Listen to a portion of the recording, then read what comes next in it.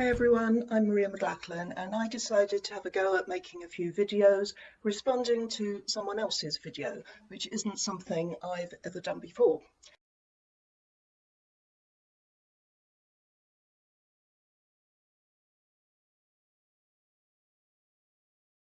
The video I'm responding to is one of a great many on YouTube attacking J.K. Rowling.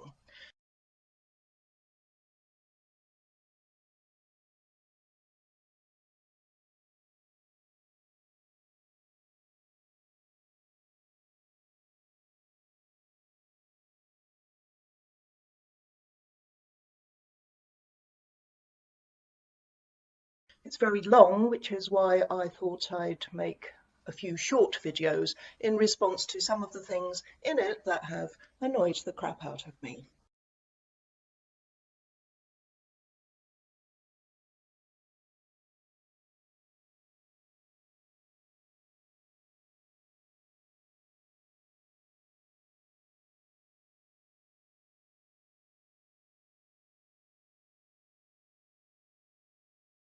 It's on a channel called Jammidodger, which currently has nearly 600,000 subscribers. So a few more than I do, but I'm sure I'll catch up if I live another century or two.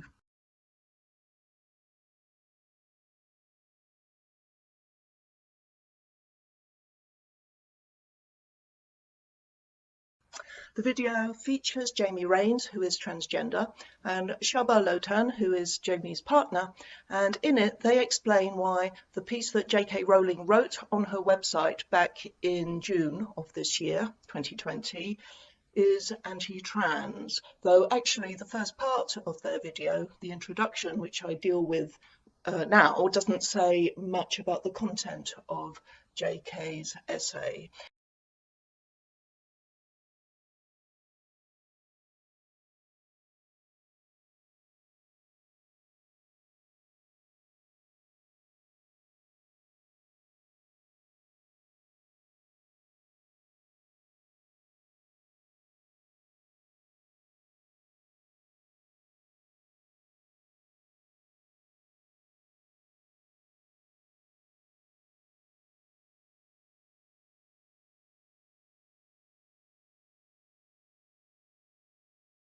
It comes across a bit like a lesson in transgender ideology for beginners, so it is very much in keeping with the theme of other videos that I've made this year about awful arguments by trans activists, which I will be continuing, by the way.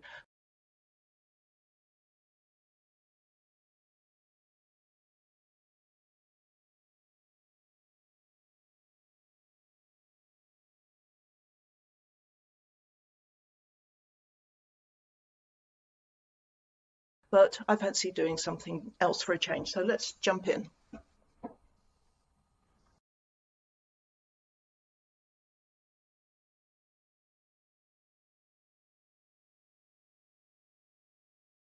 Before we start this video, we want to clearly state 3 things. 1. Biological sex is definitely real. 2. Women's rights and girls' rights definitely need to be protected and fought for, of course. And 3. J.K. Rowling is perfectly entitled to like, support and write whatever she wants. Freedom of speech should be protected. Trans people and allies don't think otherwise. They agree.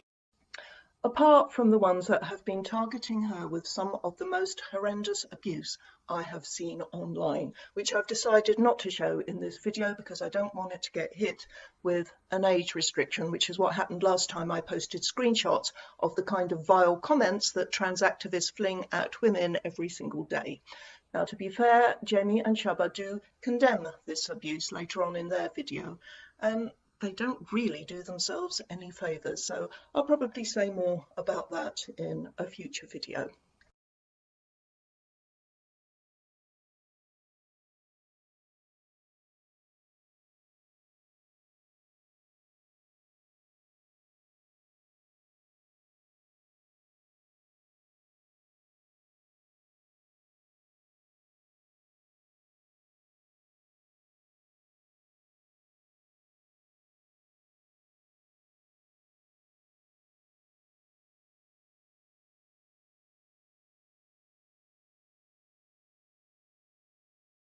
Apart from all the online abusers, there are the ones reporting her to Twitter, the ones trying to get her prosecuted, and the ones who are burning her books or claiming to.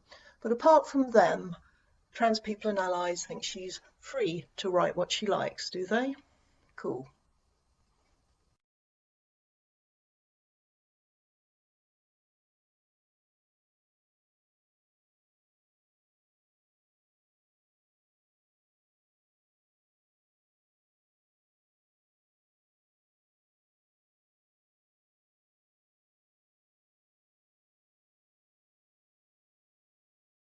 At the same time, J.K. Rowling's essay is misleading and damaging to the trans community. I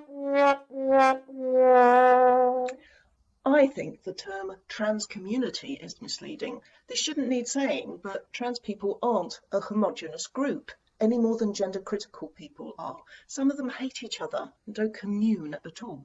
Same with us. Only some trans people are upset about that essay.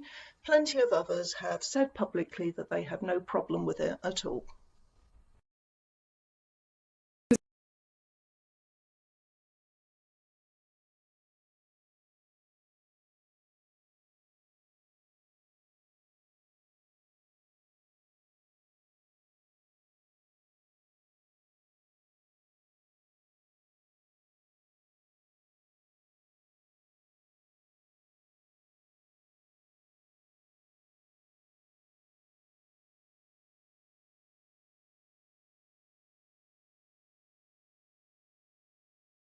Because honestly, I can see why what she writes looks really reasonable to some people. The reason her essay looks really reasonable is because it is. She shows empathy for people with gender dysphoria.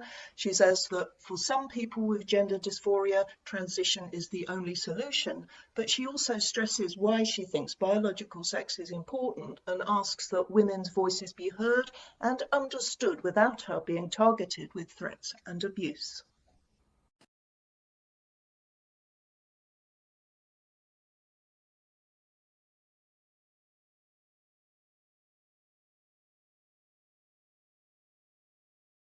My name is Shaba and I am a cisgender woman. Cisgender is merely an adjective used to describe someone who is not transgender to save time.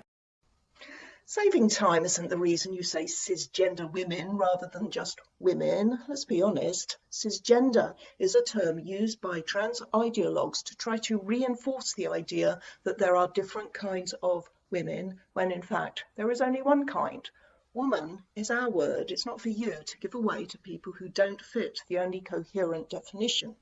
As the wonderful Alison Moyet said recently, if words are important to you, it should be no surprise that they are important to other people. Woman is a word we are not giving up.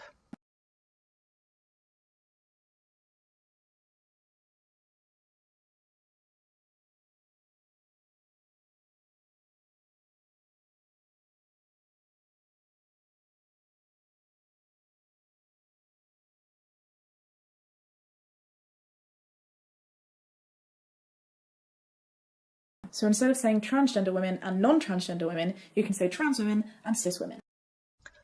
Or we can say women and trans-identifying men. It's important to be truthful when fighting against the erasure of women as a sex class that Jamie and Shaba are promoting.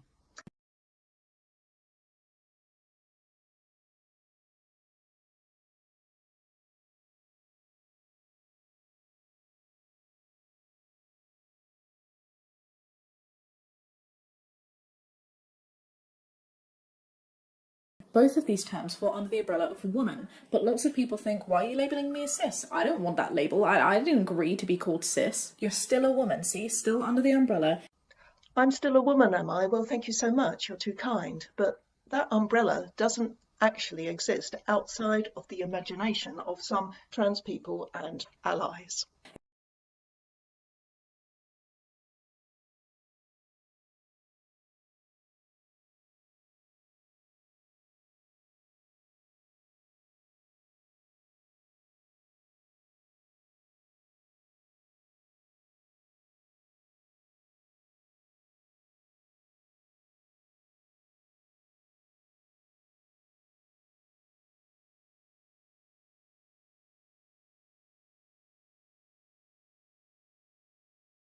It's just an extra adjective for you. I'm good, thanks. Don't need any more adjectives. Just call me a woman. Call me an angry old woman if you like. That works.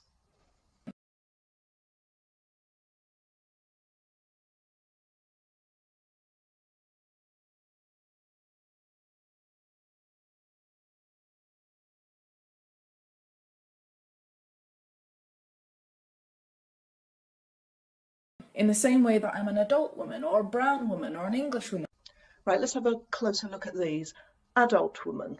Surely we can agree that this is pleonastic. The word adult is superfluous here. I mean, there's no such thing as a baby woman, so let's dispense with the word adult. And as this is the woman umbrella, we can also dispense with the word woman from underneath it. Cis woman is only used by people who've drunk the gender Kool-Aid, and it basically just means woman, so we'll get rid of that. In fact, to be absolutely clear, why don't we explain what a woman is? We'll use the primary definition, the one that's coherent, globally understood and agreed on, shall we? So we're left with English woman, meaning adult human female from England, brown woman, meaning adult human female with a brown skin, and trans woman, meaning adult human female who is male. Some mistake here, surely.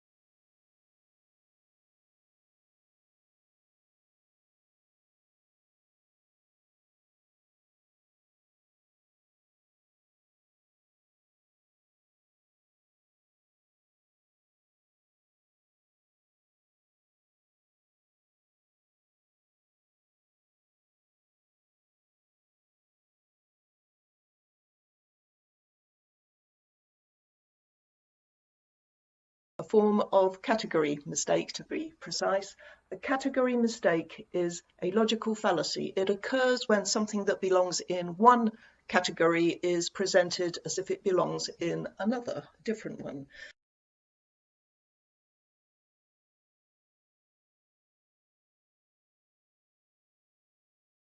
But not to worry, we can get round this problem just as soon as Shaba or Jamie comes up with a definition of woman that they think is more accurate and which is also rational, useful and non-circular, so everyone can be clear about what a woman is.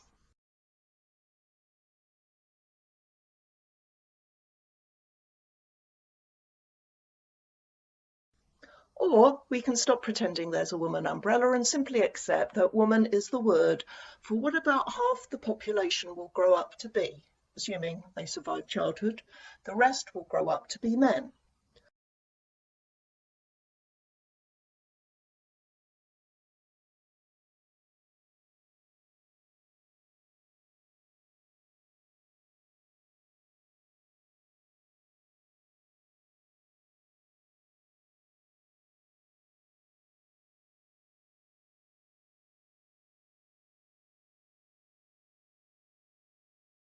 Of course, This says nothing about how we feel about our sex and about the cultural expectations placed on us about how we're supposed to look and behave. In the ideal world we should be striving for, people would be free to challenge those expectations and confound traditional ideas of behaviour and appearance without pretending to be the other sex.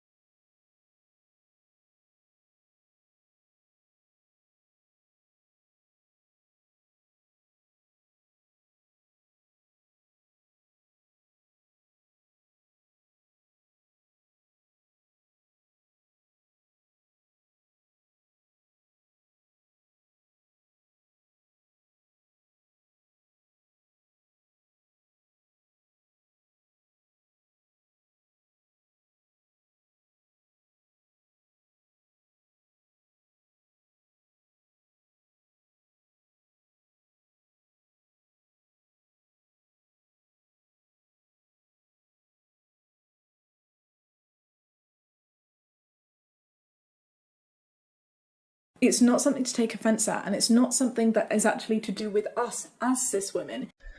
Actually, reducing women to a subcategory of what we are is something to take offence at. And how can you possibly say that sticking a qualifier in front of the word woman to refer to us isn't actually to do with us as women?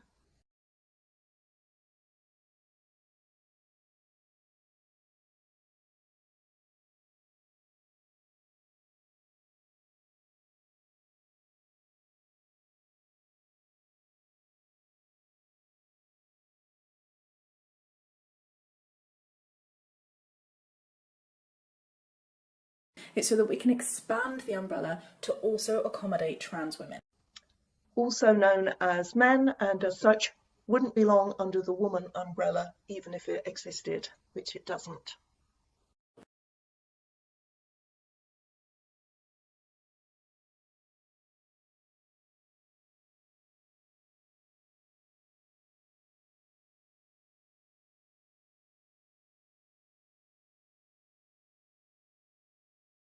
We've decided to do this together to give two perspectives. One as a trans person who is the focus of exclusion by gender critical theory, And one who, like most gender critical people, is a cis woman, me, and who also wants women's rights, including cisgender women's rights, to be protected. Including cisgender women's rights. Well, thank you for including women amongst those whose women's rights you want to protect.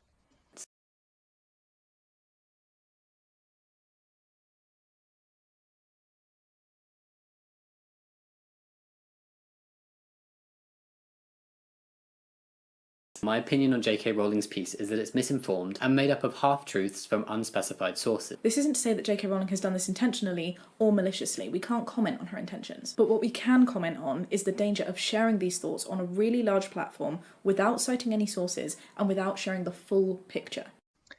My opinion is that these claims from Jamie and Shaba aren't justified and that they fail to prove them in their video, that what they provide instead is a lot of disingenuity, a heavy dose of gender ideology, complete with easily spotted flaws, half-truths and some outright falsehoods. I'm not saying they've done this intentionally or maliciously, I'm sure they're just mistakes, but some of them are really quite indefensible.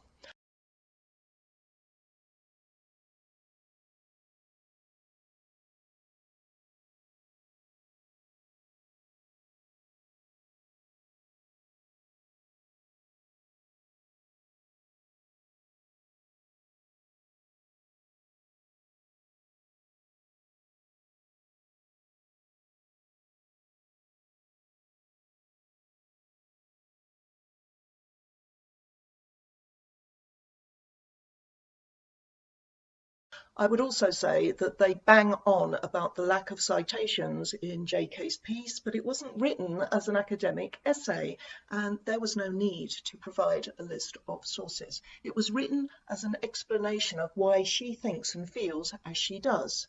What she gives is her full picture, which she should share because as a much loved and admired public figure, many of us want to know.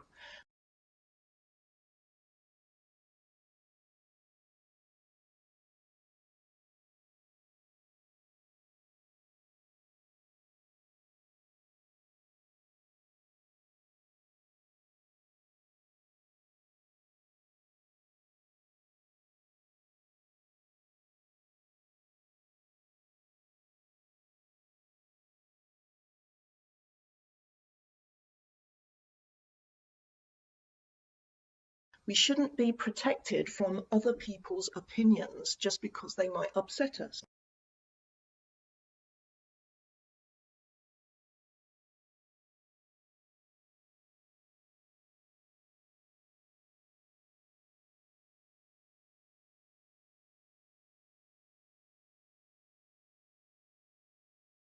Now, obviously, Jamie and Shaba see things differently.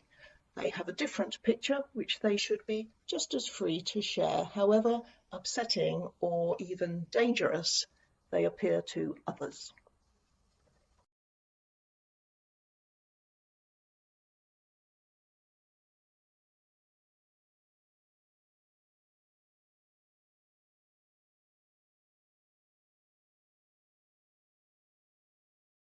The gender-critical perspective that believes that gender identity does not exist, only biological sex. And on this basis, trans women are not women, they're men, because women only have XX chromosomes based on biological sex. It's not about chromosomes, it's about gametes and the developmental pathway each of us follows towards the production of said gamete. That is the basis on which we are categorized as male or female.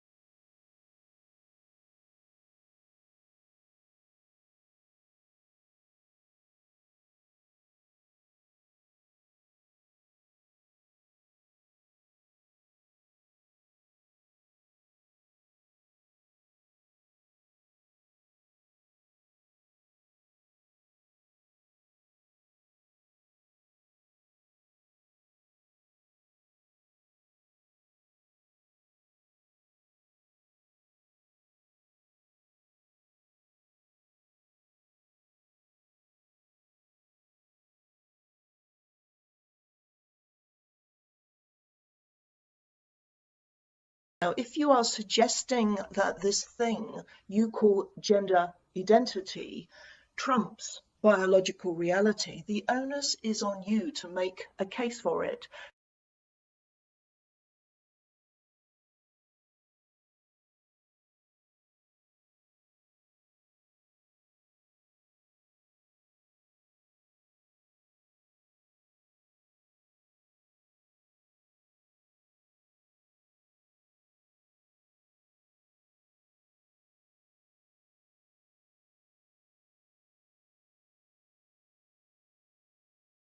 You can start by explaining exactly what you mean by gender, please, because the word is used in different ways by different people.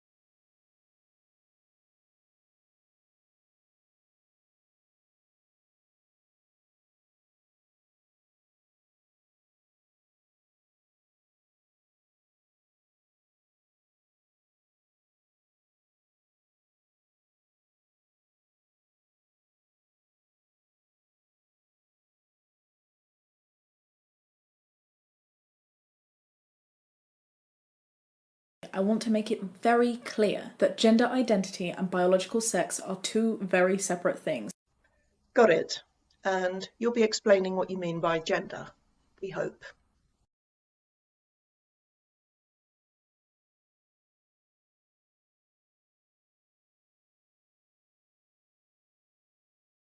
Biological sex is what you're physically born as, and it's what the doctor assigns you as when you are born at birth, right? If it's what we're born as, then it's not assigned.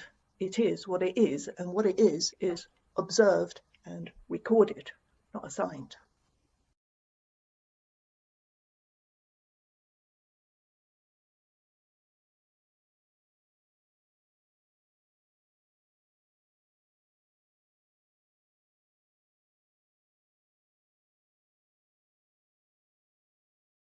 There's intersex people too, of course, but trans exclusionists. Note the term trans exclusionist, which is used throughout their video. Ostensibly, they use it to mean those of us who exclude men who claim to be women from the category of people known as women, and vice versa for men.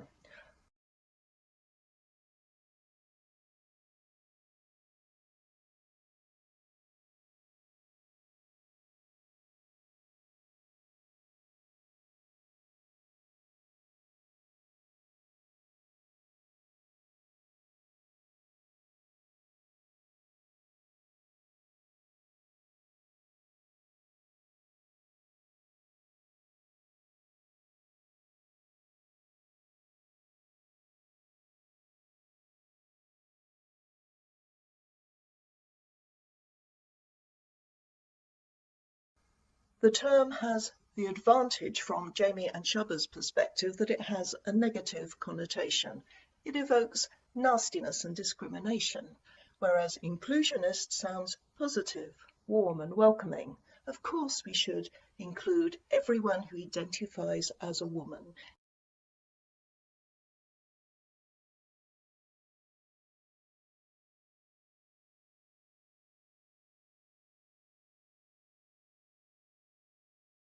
Including the likes of convicted rapist Karen White. We should send her to the female estate where she can sexually assault vulnerable and traumatized women prisoners. Lovely.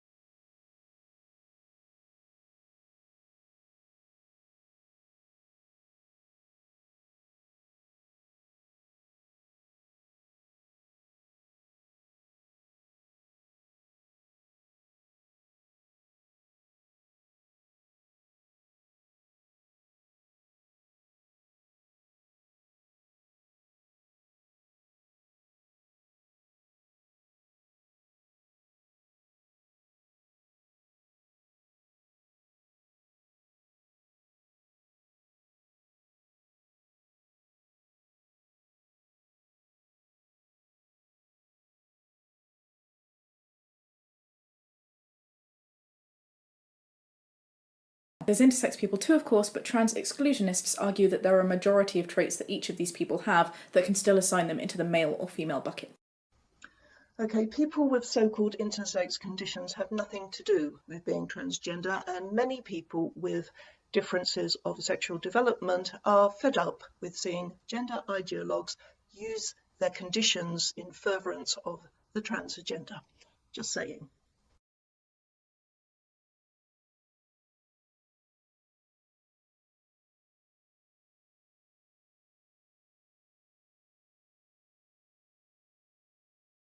Now here's the kicker that trans exclusionists don't mention. Trans people agree that biological sex exists. They don't dispute this. That's not a kicker. Some trans people do dispute it.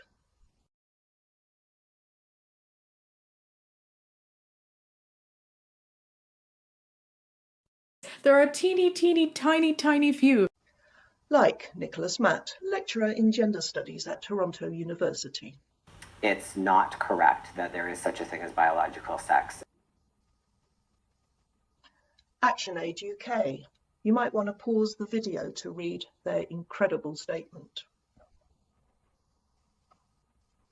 Chase Strangio, who is transgender and a staff attorney at the American Civil Liberties Union, and who seems keen to be remembered as a bit of a plonker. George Takei, Star Trek actor with over 3 million followers on Twitter. George thinks you sound scientifically ignorant and elevate transphobia. Trans influencer and YouTuber Riley Dennis, etc., etc., etc.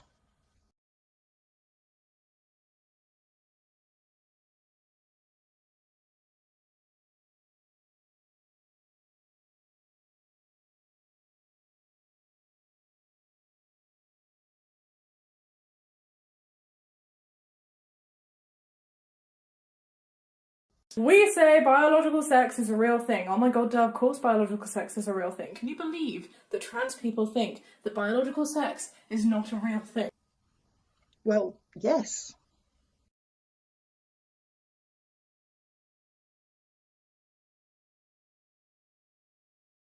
Hang on, we never said that. We know biological sex is a real thing, but we're just saying that gender identity is also a real thing. Annoying, aren't they? Never mind. Hopefully they'll explain exactly what they mean by gender, as it seems to be pretty fundamental to their argument.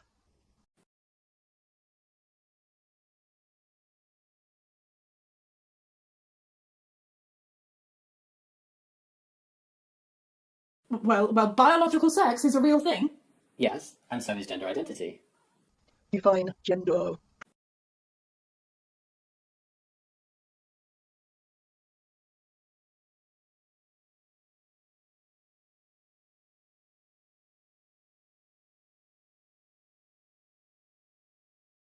But biological sex is a real thing. Trans inclusionists know that biological sex exists. They just also know that gender identity exists as well. And what is gender?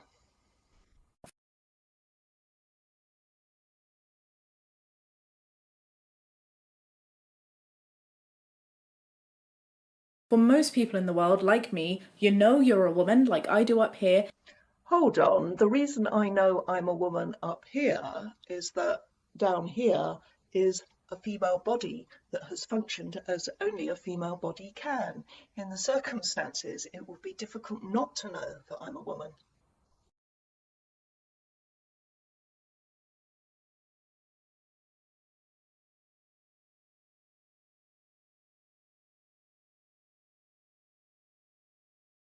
Trans men are men. Their assigned biological sex is female, but their gender identity is man. And what do you mean by gender?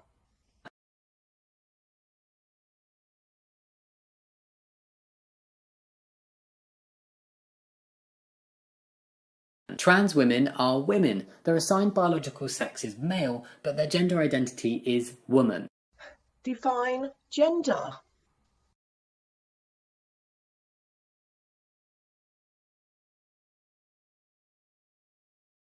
And non-binary people are non-binary. Their assigned biological sex could be male or female, but their gender identity doesn't match. Ce gender, c'est quoi alors? Qu'est-ce que ça veut dire exactement?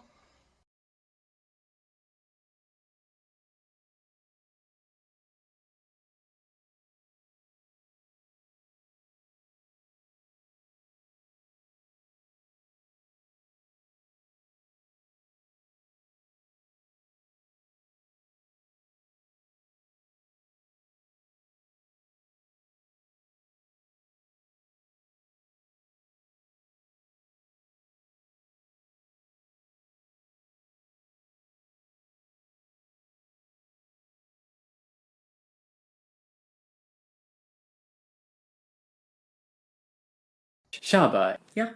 if your body suddenly disappeared and you were just a floating head, would you still be a woman? Yeah. Right, is that in case anyone thought that cutting off their head would change their sex?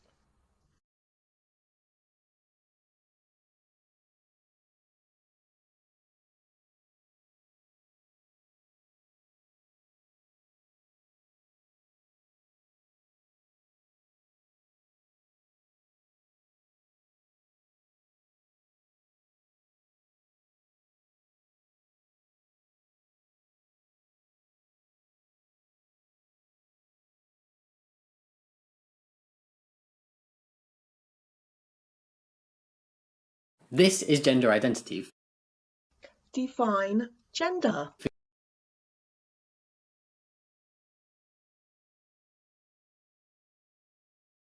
Forgetting your internal plumbing, it's what you know you are up here. How do you know? Is it like how an anorexic teenager just knows she's horribly overweight? Is it like how some people just know there's a God? Is it like how we're just supposed to know what you mean by the word gender without any explanation from you?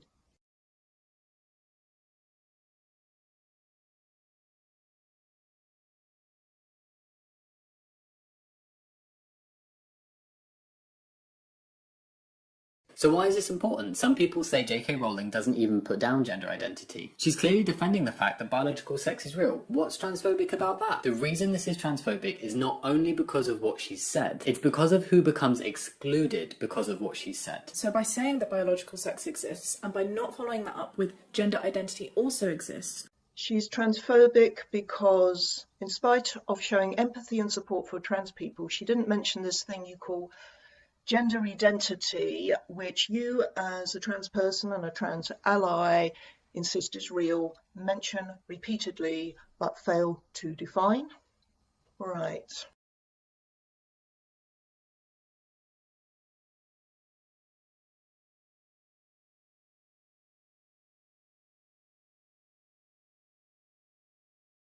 what you're doing is saying that anyone who is assigned biologically female deserves women's rights. That means cis women and trans men. But look at that. Trans women are left out of this bucket because their assigned sex is male, and that's not right because trans women need women's rights too.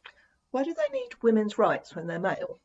All the legal rights that women fought for and won over the last century or so, they have anyway. They have the right to vote, to open a bank account, to take out a mortgage in their own name. They have the right to equal pay and not to be discriminated against at work. And it's not as if they're going to need contraception or an abortion or maternity leave, is it?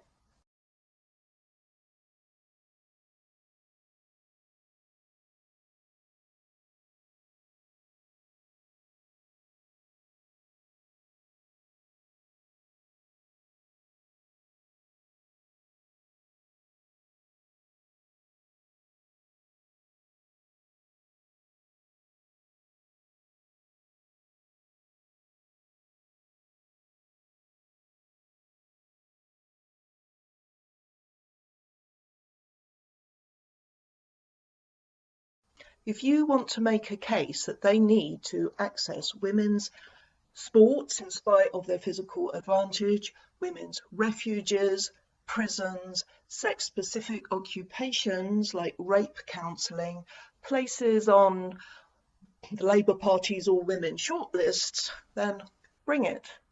Bring your argument.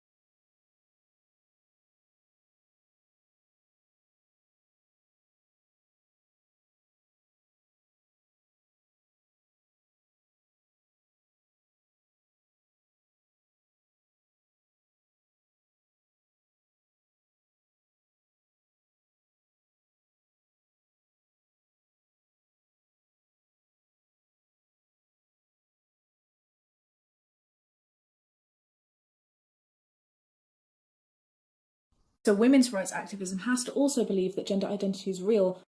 So define gender.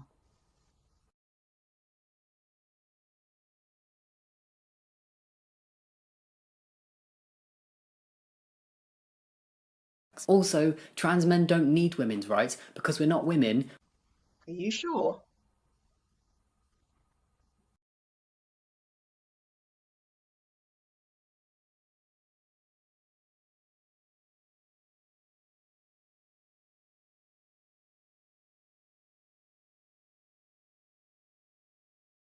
We are men. We need trans rights, but not women's rights.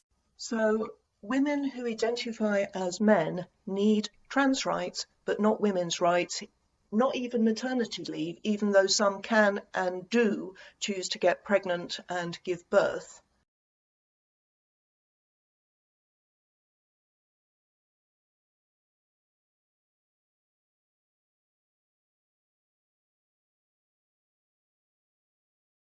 But men who identify as women need women's rights?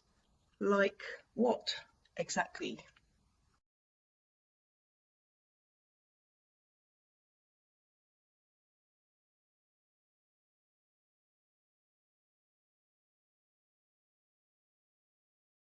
If you now say, yeah, well, J.K. Rowling says she supports trans women, and her saying that biological sex is real doesn't necessarily mean that gender identity isn't real, right? Define gender. Oh, forget it.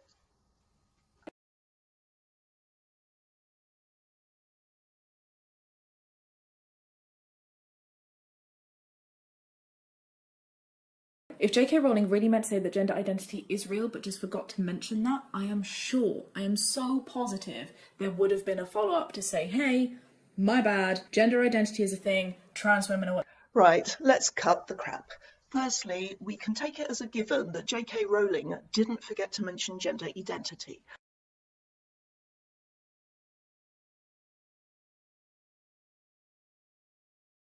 Her essay was about how and why she became interested in the debate around transgenderism,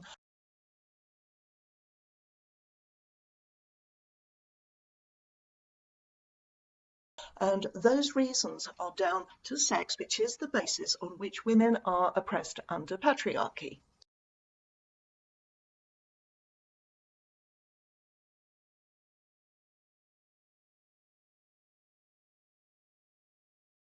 It was also about why the harassment and abuse of her started and continues to this day. And let's be honest, trans activists don't come out of it looking great.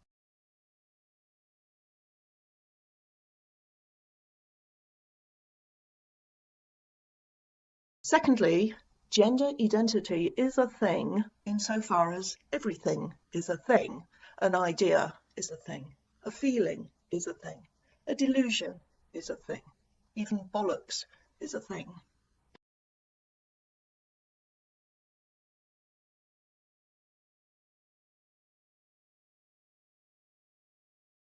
The problem I'm having with Jamie and Shaba is that they don't explain the precise nature of this thing they call gender.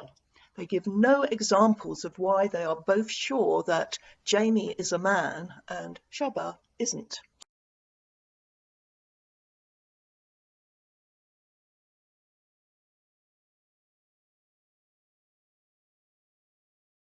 As I said already, different people use the word to mean different things. The World Health Organization describes gender in terms of socially constructed characteristics, behaviors and roles associated with being a man or a woman, which can vary from society to society and change over time.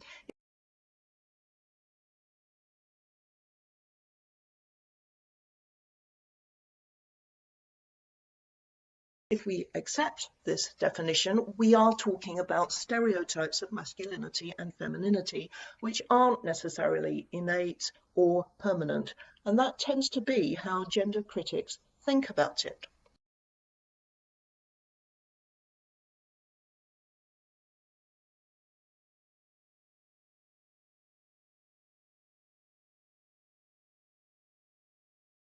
Thirdly, even if you are a man who feels more affinity with what is culturally considered feminine or vice versa, that doesn't mean that men who call themselves trans women are women or vice versa.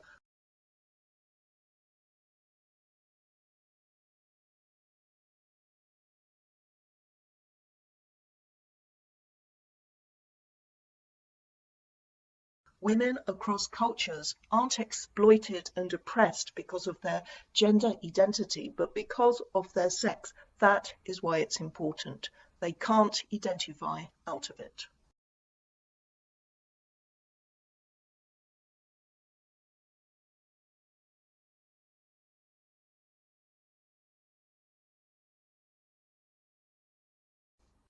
The last thing I want to say in this video is that Jamie and Shaba don't help themselves by asserting what are demonstrable falsehoods about J.K. Rowling's essay.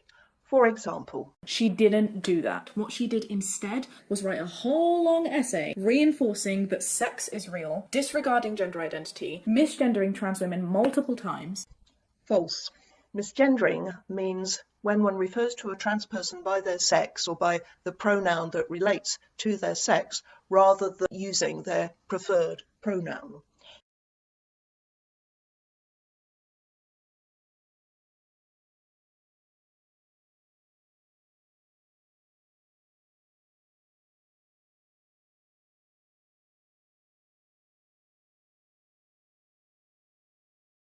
Now, JK refers to only one trans person whom she calls a transsexual woman and about whom she uses the feminine pronoun. In other words, JK respects this person's gender identity. To claim that she repeatedly misgenders people is simply untrue. She doesn't even do it once. So why say that she does?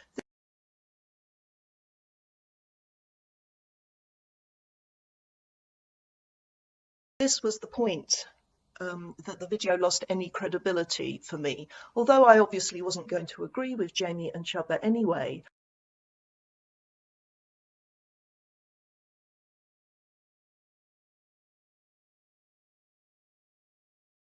their demeanour and certain things they had said led me to assume that anything they said about the content of JK's essay would be truthful and accurate. Discovering that confidence to have been misplaced made it seem all the more important that I watch and respond to the rest of their video, although there's too much to go through line by line.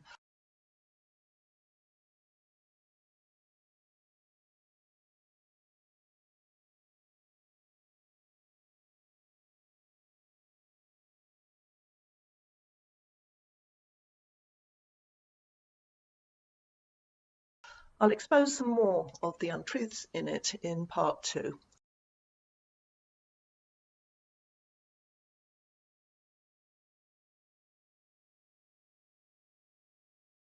Thanks for watching. Bye.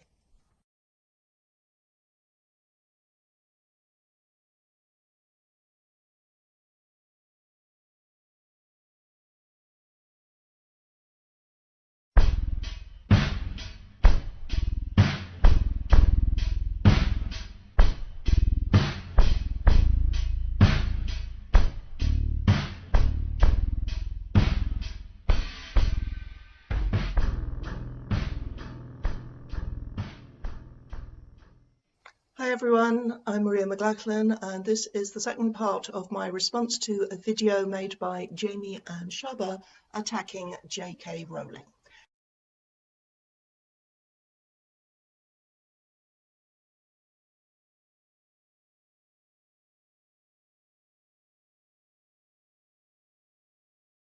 In this one, I'm going to focus on their tactic of highlighting JK's support for a couple of feminists that Jamie and Shaba disagree with, obviously, in order to claim that she's transphobic. Mainly Maya Forstater, actually, but also Magdalene Burns. So here we go.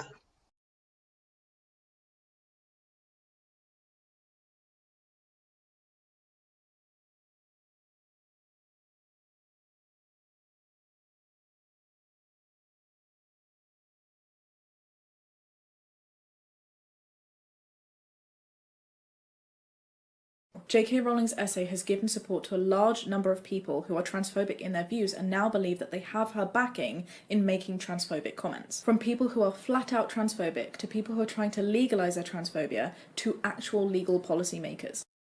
As with gender identity, which I covered in the first video, Jamie and Shaba use the words transphobia and transphobic a lot without explaining what they mean by them.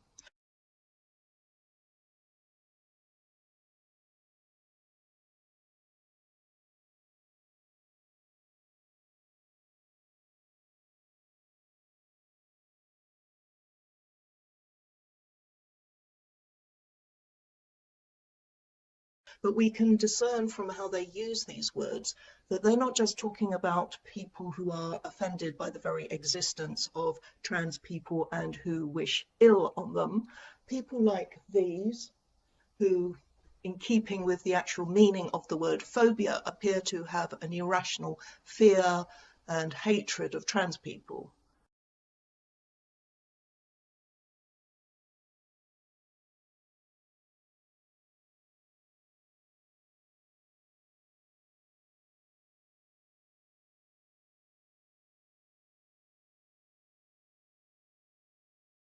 No, Jamie and Shaba also mean those of us who are arguing that identity is subjective and that ideas about gender are socially constructed and based on rigid, regressive stereotypes, and are therefore not as important as biological sex in legislating for women's rights.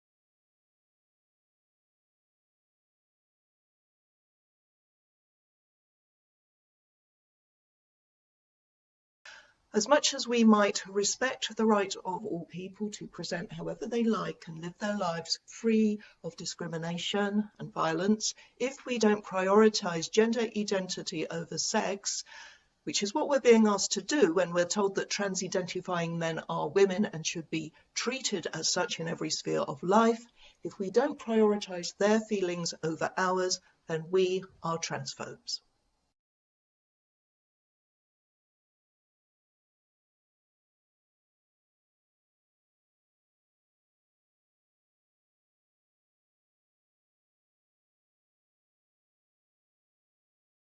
She goes on to say that last December she tweeted support for Maya Forstater, and at this point it's really difficult to argue that J.K. Rowling has good intentions.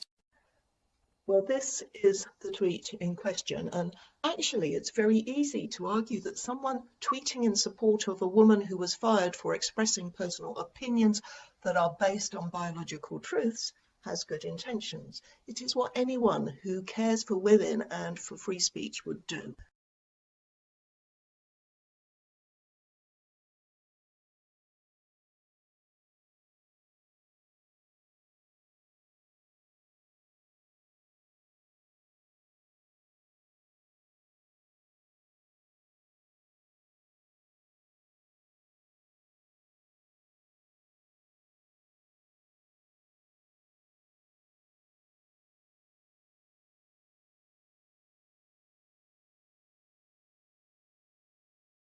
For those who don't know the details, Maya Forstater is a tax expert who was a senior researcher at a think tank called the Centre for Global Development. At the end of 2018, they refused to renew her contract because she had publicly expressed her concerns about the negative impact that gender ideology was having on the lives of women and girls, and about proposed changes to legislation in favour of gender self-ID. In December last year, 2019, she took her case to an employment tribunal in the hope of establishing that her right to express her beliefs is protected under the law. She lost, which should be shocking to anyone who cares about free thought and free speech. An appeal against the judgment is scheduled to be heard in spring next year, 2021.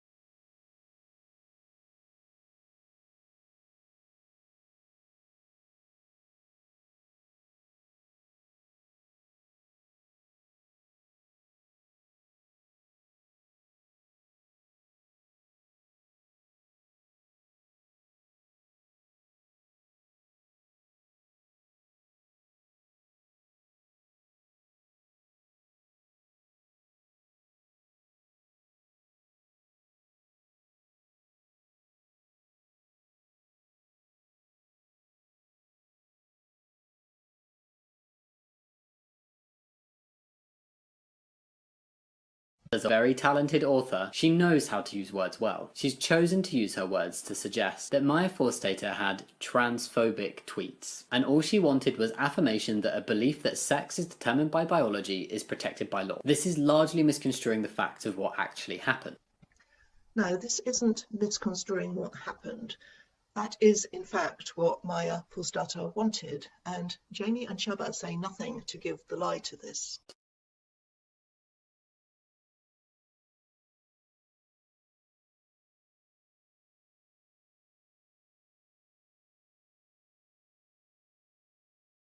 Her transphobic tweets, are actually very clearly transphobic.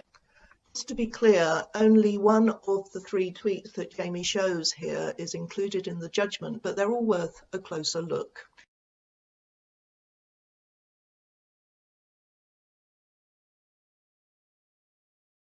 This is the first. What I'm so surprised at is that smart people who I admire, who are absolutely pro-science in other areas and champion human rights and women's rights, are tying themselves in knots to avoid saying the truth that men cannot change into women because that might hurt men's feelings. Tell me about it.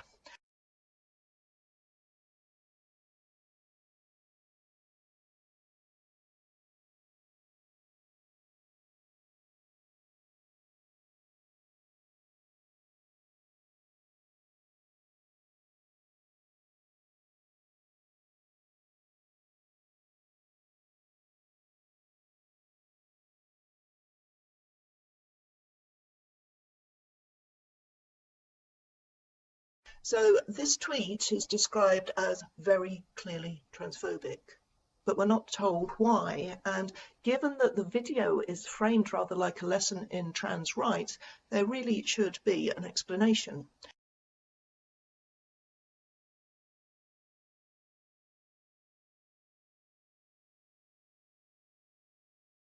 Is it the bit about saying that men can't change into women because, according to Jamie and Shaba, manhood and womanhood are less about biological reality than about feelings?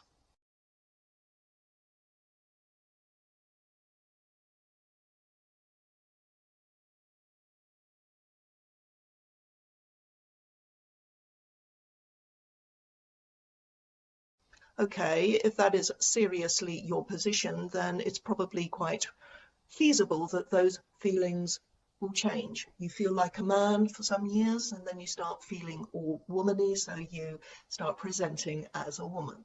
And those feelings could change from month to month, week to week, day to day.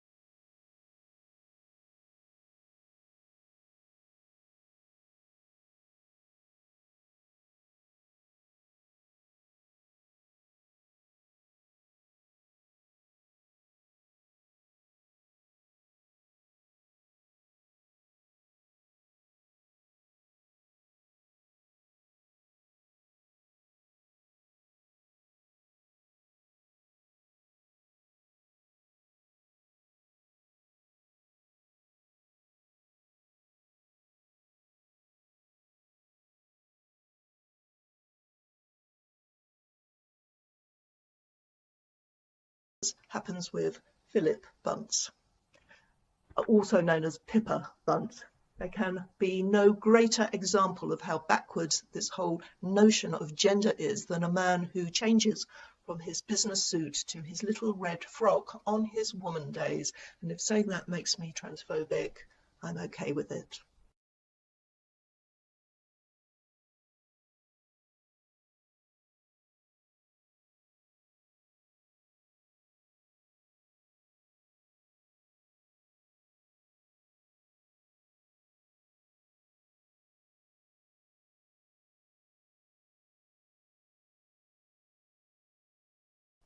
Here is another of the tweets Jamie shows.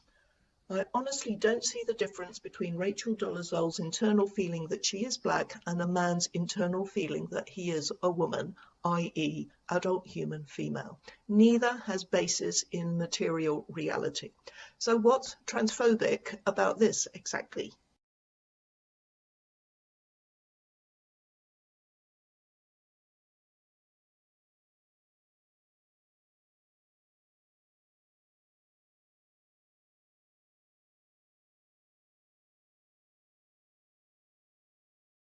It would have been helpful if they could say whether they agree that Dolezal is black because she identifies as such, in which case their position would be consistent, though still wrong, or if they could explain the difference between Dolezal, who is of white European heritage, identifying as African American, and Jamie identifying as a man.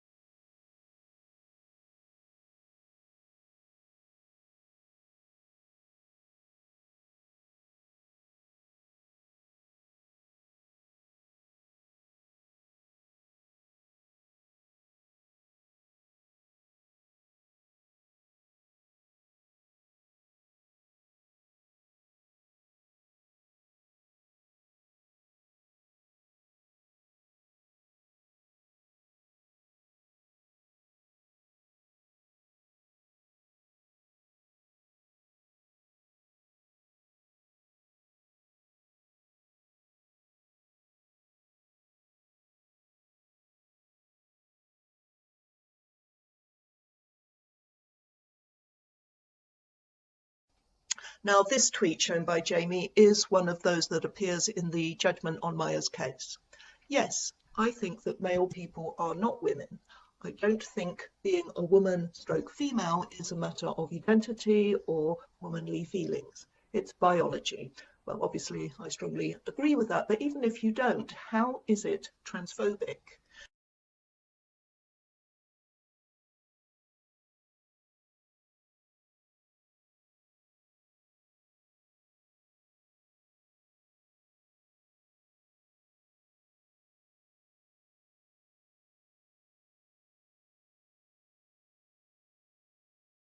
It seems that Jamie and Shubba's disagreement are over the words woman and man, which they want to redefine to include people of the other sex because of something that, as I showed in the first video, they don't actually explain beyond saying it's just something you know up here.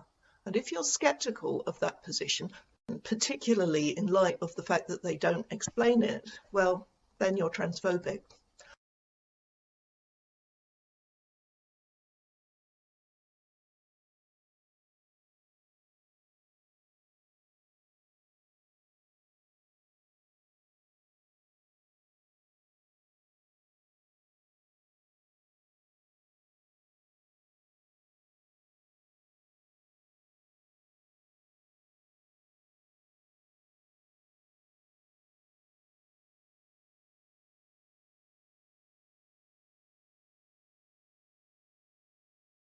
One view on the other side of this debate, for want of a better word, that I've seen expressed many times seems to be in conflict with the gender fluctuations, or fluidity they call it, expressed by the likes of Philip Bunce. And this is that a man who comes out as a trans woman has always been a woman or a girl. It's the born in the wrong body trope, the idea that you change your body to match who you really are.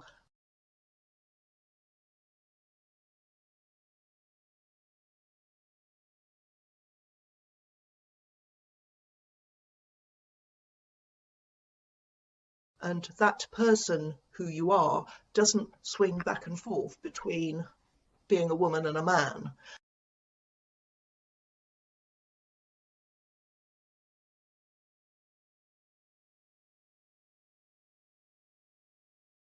One example that sent my personal peak transing experience into the stratosphere was this tweet by then Pink news writer Josh Jackman about the rapist Martin Ponting, who is now called Jessica something, I can't remember. She, that is Ponting, committed the rape while in a male body. Imagine Ponting's victims being told that. Some of them, by the way, were underage, but that is transgender ideology.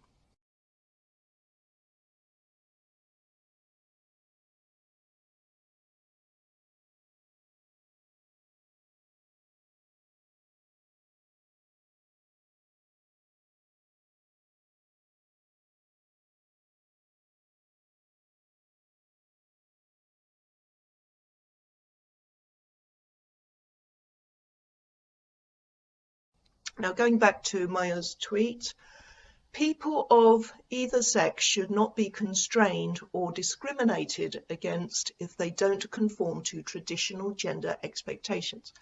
I strongly agree with that too, but that's not enough for the gender fanatics. It's either total compliance with their ideology or you're a transphobe, evidently.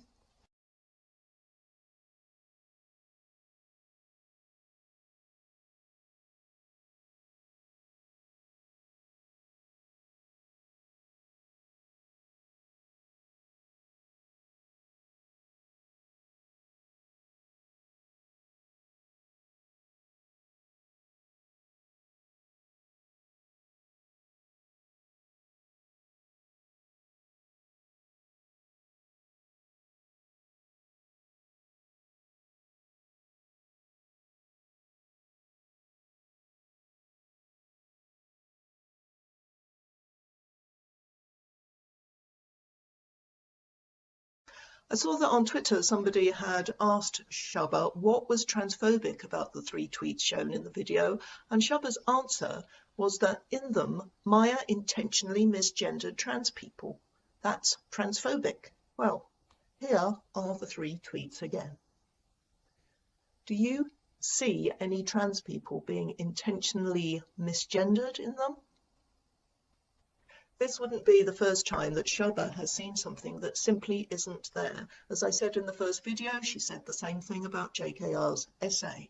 What's even the point of going along with someone's preferred pronouns as a matter of courtesy if people are going to claim that you didn't?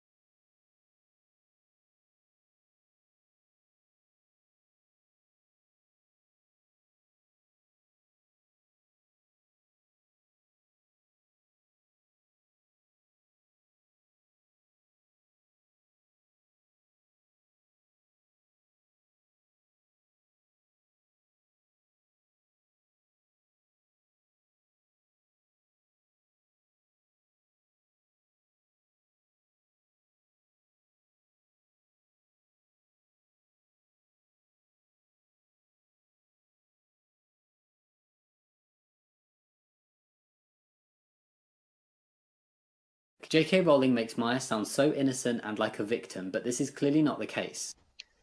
It clearly is the case. Not only did she lose her job because she expressed her views that are based on biological reality, but she's got a pair of bullies like Jamie and Shaba promoting half-truths and falsehoods about her to their 600,000 subscribers.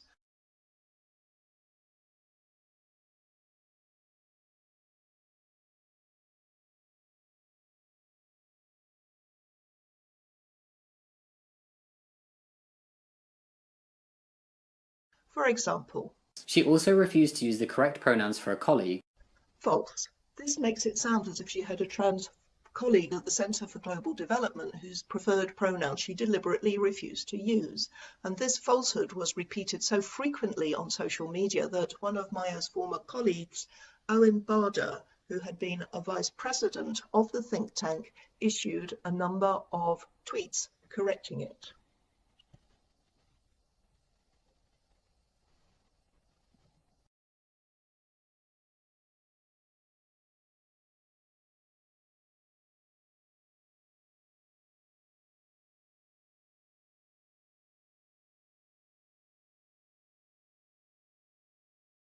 And it so happens that Maya engaged with Jamie and Chaba directly about this claim. Which colleagues are you talking about here? She asked, and Chaba responds, you know who we refer to here, Maya. Murray and yourself were both scout leaders.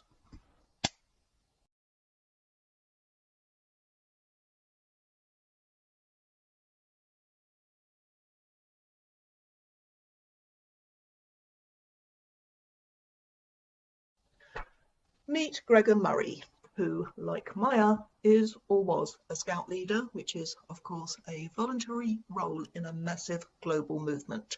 Gregor Murray was not a leader of the same troop as Maya. He wasn't even in the same country. Murray is in Dundee, Scotland, where he also serves as a local independent councillor, while Maya is somewhere in England.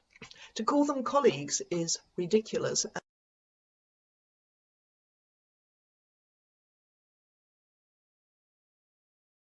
and gives a very different impression of what actually happened, which, according to the tribunal judge, took place during a dispute on Twitter.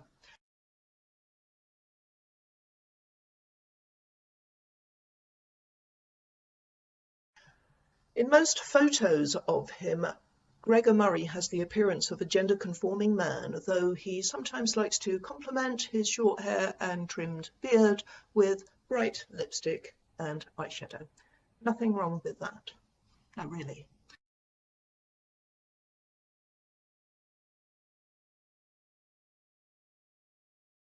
But apparently he describes himself as non-binary and demands that other people should refer to him as they.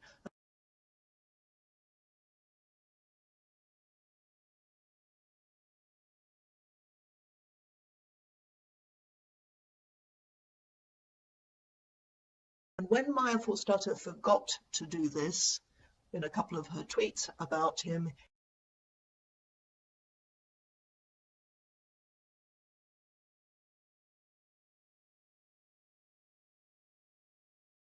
he complained to the Scout Association about being misgendered. If you think this attempt by Murray to control another person's speech is over the top, you'd be right.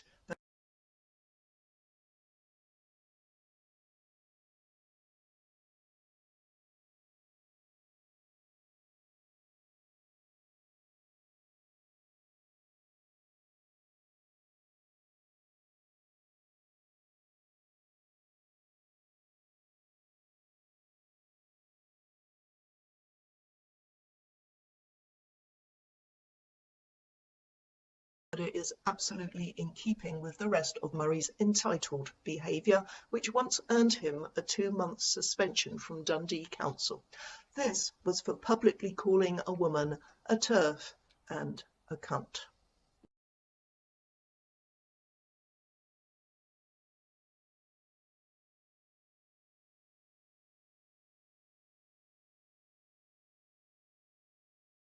Lovely behaviour from a local politician. I'm sure all those parents of his scouts are delighted he's such a positive role model.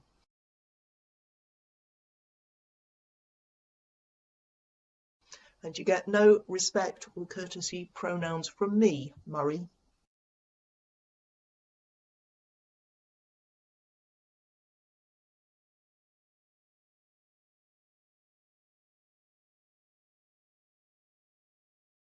She was warned that she was creating a hostile work environment for other employees. False. She wasn't warned that she was creating a hostile work environment for other employees. Maya herself corrected Jamie and Chubba on this and on other stuff they got wrong soon after their video was posted. So why is it still up there without correction? Do they not understand the effect that spreading false information about someone can have on them or on their lives, or do they just not care?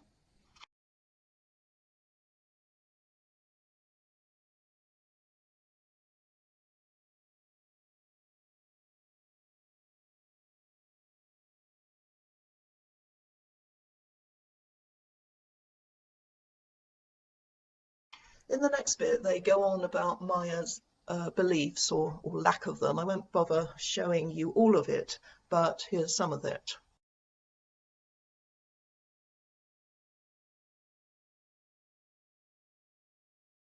Jamie. Hello. His biological sex was previously female. It still is. Are they saying that Jamie's biological sex has changed? I think we should be told.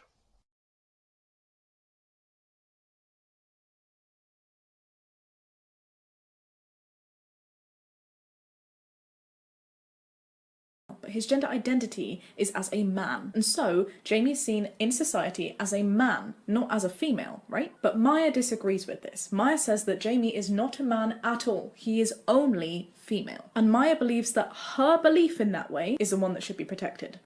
A man is an adult human male, and being male means having followed an evolved developmental pathway towards the production of small motile gametes.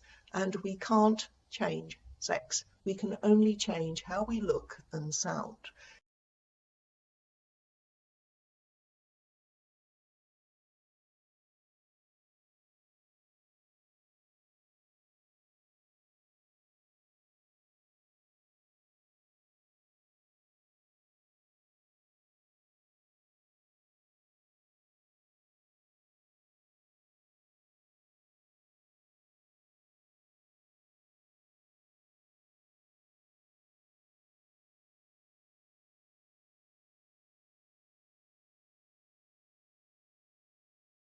Yes, Jamie has had extensive treatment with hormones and surgery over many years. Does that mean Jamie is a man?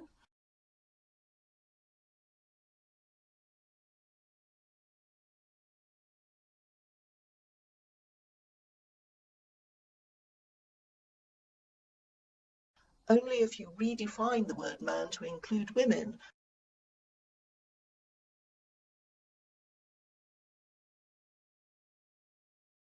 And define the state of being a man as a feeling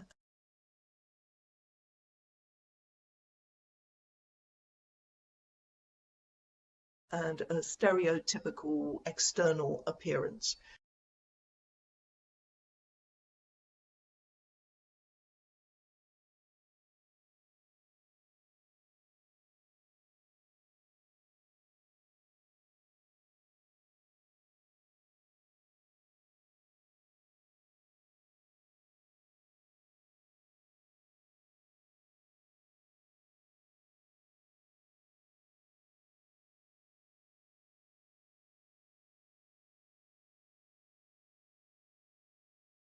Is that belief any more worthy of protection? Why?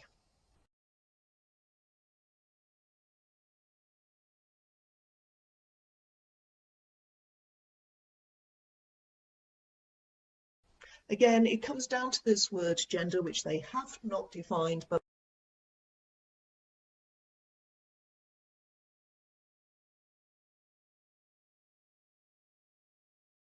which they are nevertheless so invested in that they don't mind promoting the idea that people who disagree with them for perfectly sound reasons are transphobic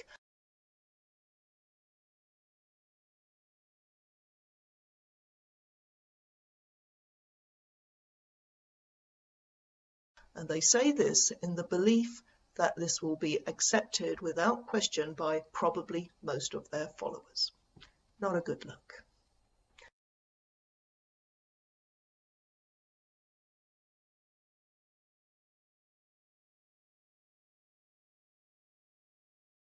There's just one more thing I want to highlight about what they say about Maya.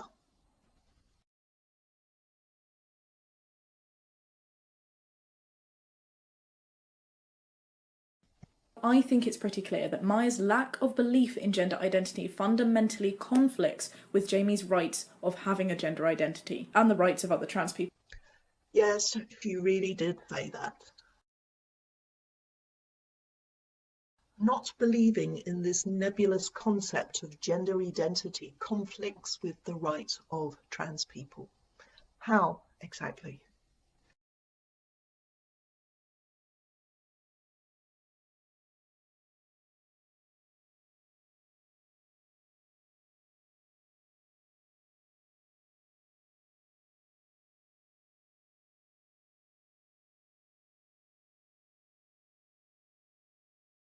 We can all identify as whatever we like.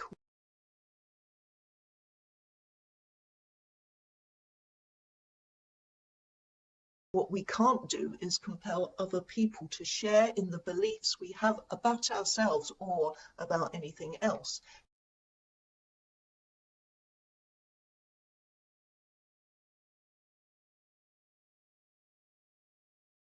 You can have religious beliefs, but you can't force anyone to share them. You might be able to force people to pretend to share them, as they did in medieval times in this country and still do today in some other countries. Is that what you would like to see happen with people's beliefs around gender identity?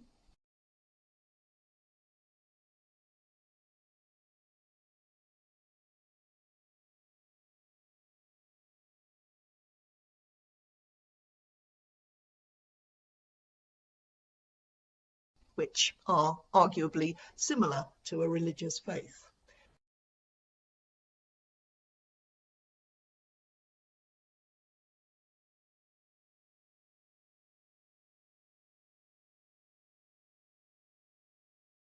Sounds worryingly like it.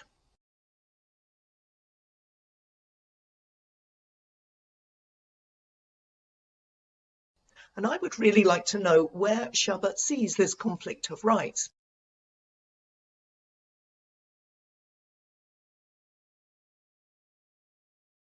Because where I see it is when men who identify as women expect to access women's sex-based rights and places where they are not wanted. If you think that trans-identifying men should be accepted as women in all circumstances, then you're prioritizing the feelings of men over women, or males over females, if you prefer.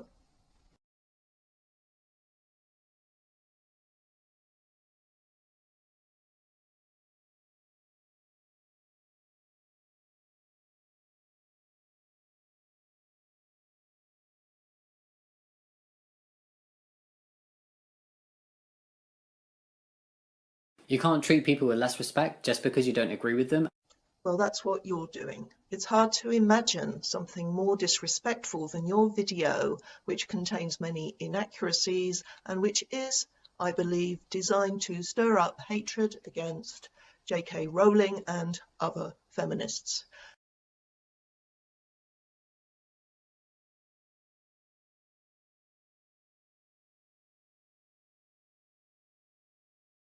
Now, I defend your right to be disrespectful because I believe people should have the right to speak their mind freely, however offensive other people might find it.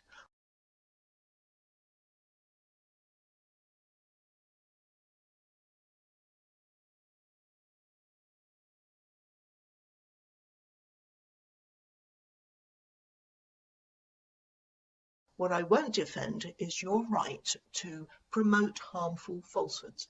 Nobody should have to endure that.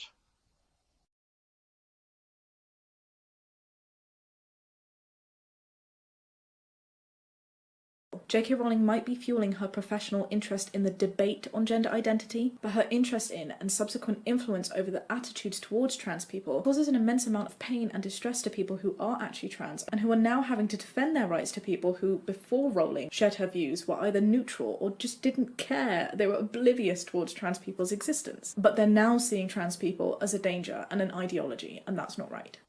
Citations needed. Who are these people who are supposedly now afraid of trans people as a result of anything J.K. Rowling has said? Can you point to anything online that proves these people even exist?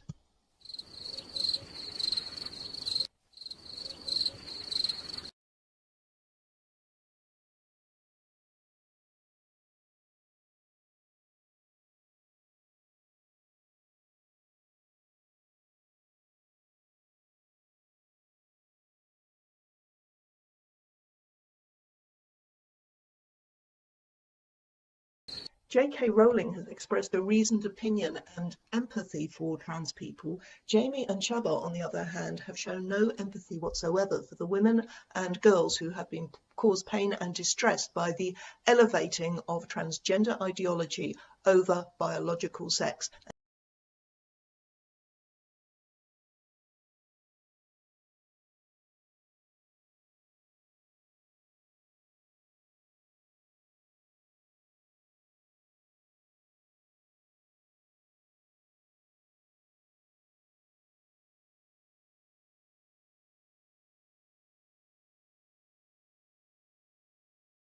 And yes, it is an ideology.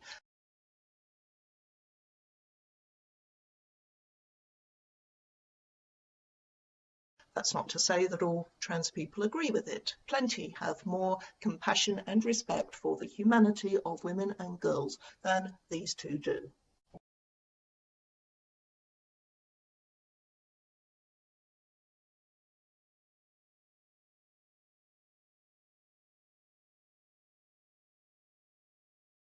Christina Harrison, who is transgender, gave evidence at the tribunal in support of Maya and is quoted as saying that there are trans people who agree with me that the terms biological male and biological female are accurate terms, but are afraid to speak out.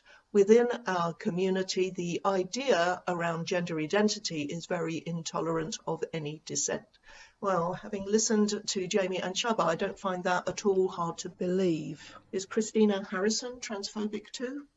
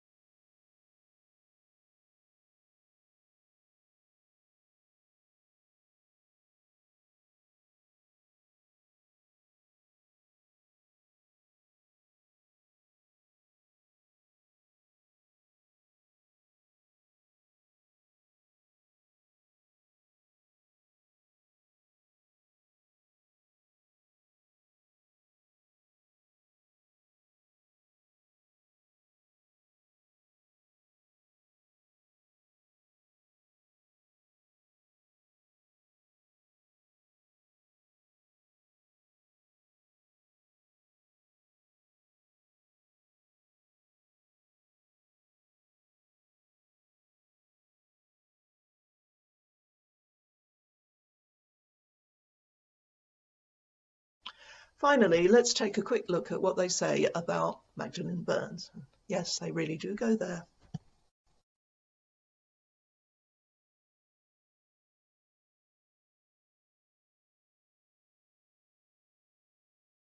She says months later she followed Magdalene Burns, an immensely brave young feminist and lesbian dying of an aggressive brain tumour, who she wanted to contact and did. She said Magdalene was a believer of the importance of biological sex, and that because of following her, J.K. Rowling experienced greater abuse on social media.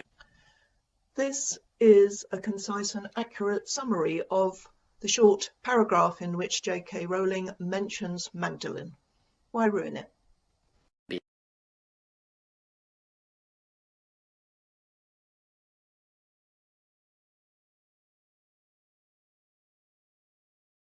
But there is no avoiding the fact that Magdalene Burns did not have the gentle and unoffensive views that Rowling described her as having. JK says nothing about Magdalene's views being gentle and inoffensive.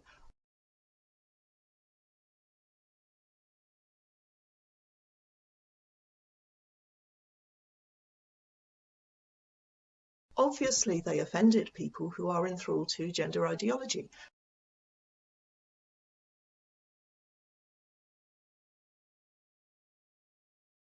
That's why so many trans activists hated her and celebrated her death, like poor, misgendered Gregor Murray, for example, who posted without a trace of irony that Magdalene's death meant there was a bit less hate in the world. He obviously thought she was a TERF and a cunt.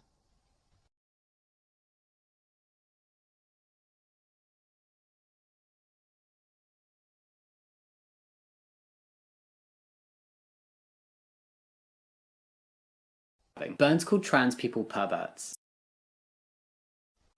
Oh, come on, she didn't call all trans people perverts.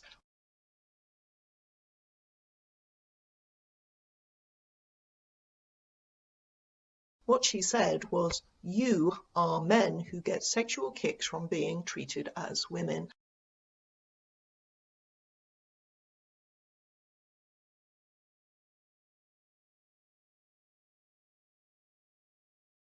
And she was obviously talking to the ones who are, well, men who get sexual kicks from being treated as women, also known as autogynephiles. You're not seriously going to deny such people exist, are you?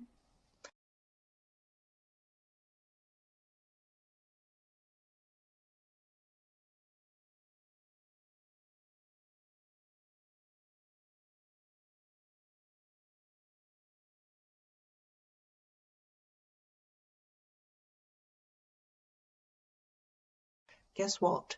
Trans people are not a homogenous group.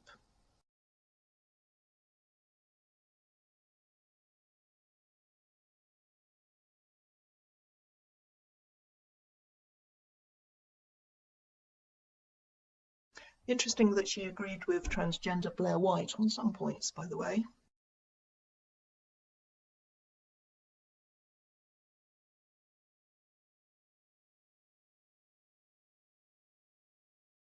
Misgendered them, and fundamentally believed that trans women were men. In other words, she wouldn't kowtow to transgender ideology.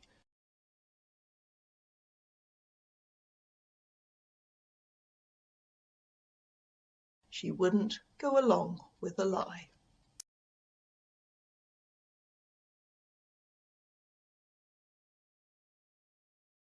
So to paint her as someone who just had a very gentle sounding belief is wrong. To suggest that J.K. Rowling painted Magdalene as someone who just had a very gentle sounding belief is wrong.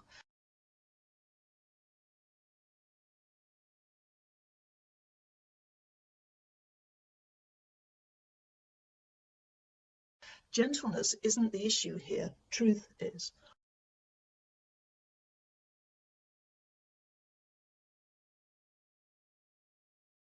What JKR actually said in her essay was that Magdalene was an immensely brave young feminist and lesbian who was a great believer in the importance of biological sex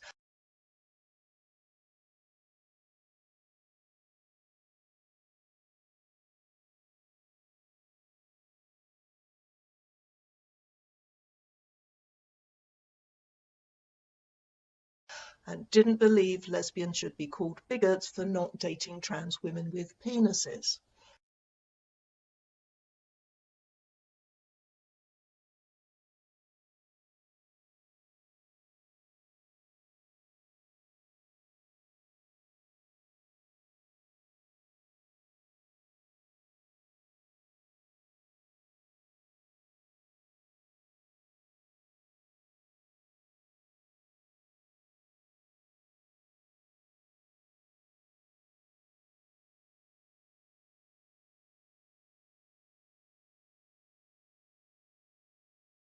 Like the rest of us, she didn't argue for the exclusion of trans people from society.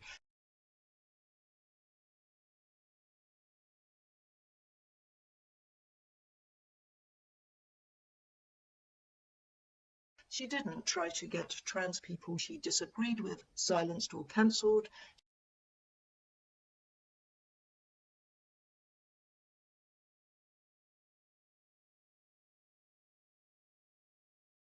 She didn't promote or celebrate violence against trans people.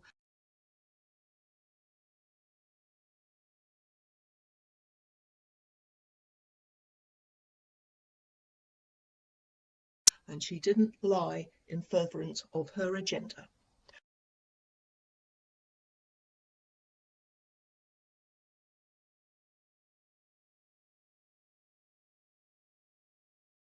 Large numbers of trans activists do some or all of these things.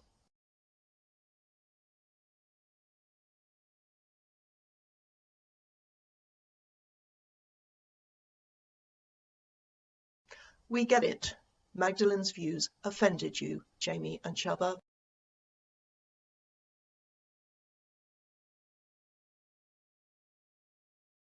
But a hell of a lot of us shared them.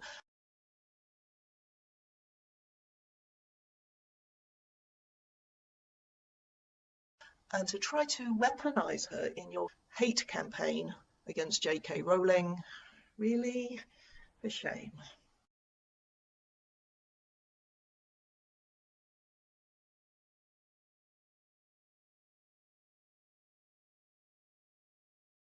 I'll be back soon with part 3.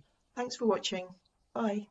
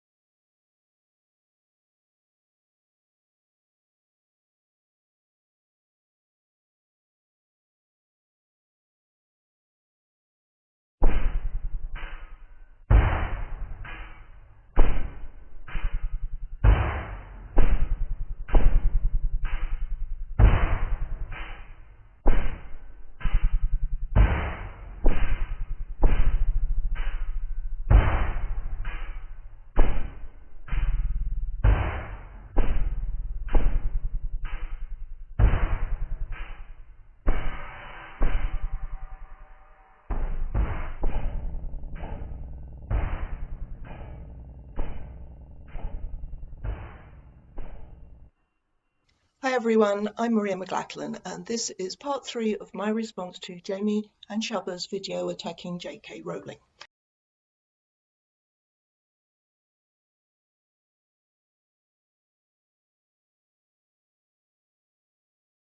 I want to emphasise that there is nothing in that video that I think has any merit whatsoever as an argument or rebuttal to anything J.K. Rowling says.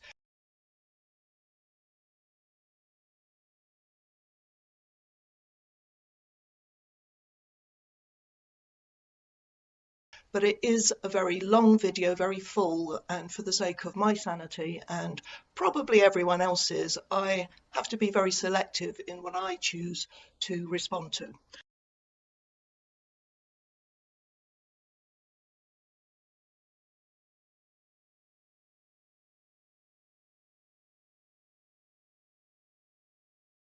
Now, in her essay, J.K. gives 5 reasons why she is worried about what she calls the new transactivism.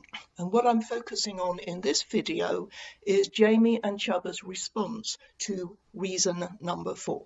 So here we go.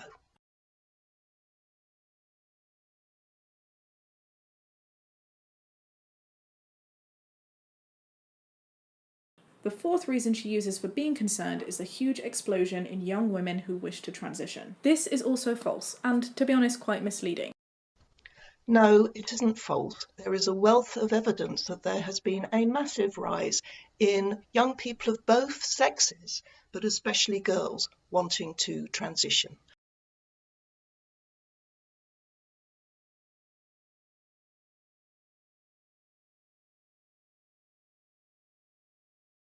The website of GIDS, the Gender Identity Development Service, which sees people under the age of 18 in England and Wales, links to this paper, which tells us that there has been a large increase in the number of children and adolescents wishing to develop a body that is congruent with their gender feelings. The total number of children and young people referred to the GIDS has risen exponentially since 2011. The striking feature of this increase is the large proportion of birth-registered females from 2011 onwards. This increase and the change in sex ratio is also seen in other countries.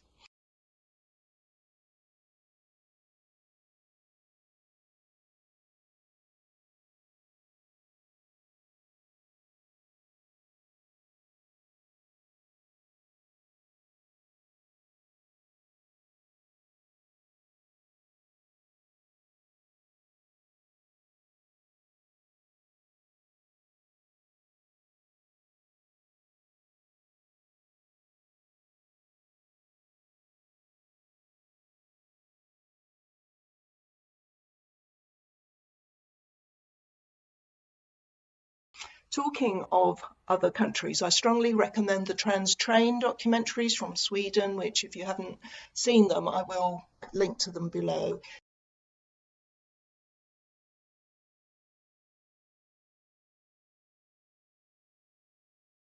Here is a short clip from the first one, which actually looks at Norway.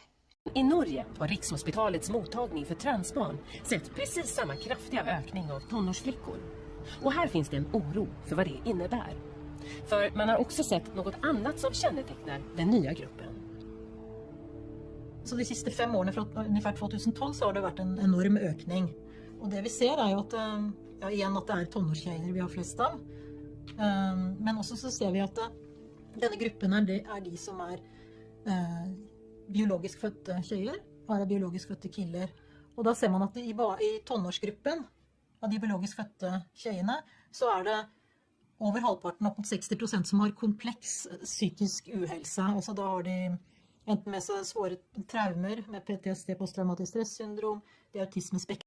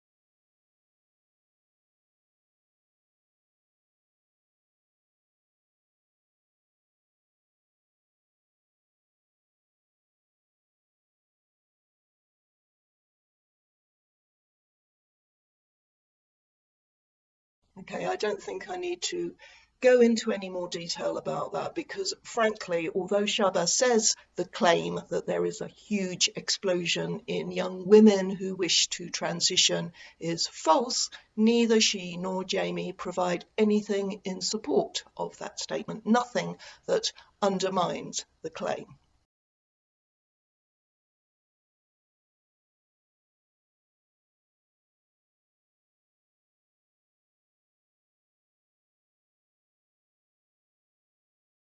And it's very curious that they should say it's false and misleading.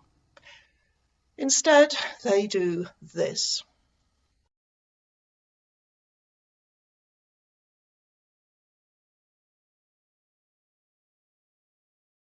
Wishing to transition makes it sound like a voluntary desire.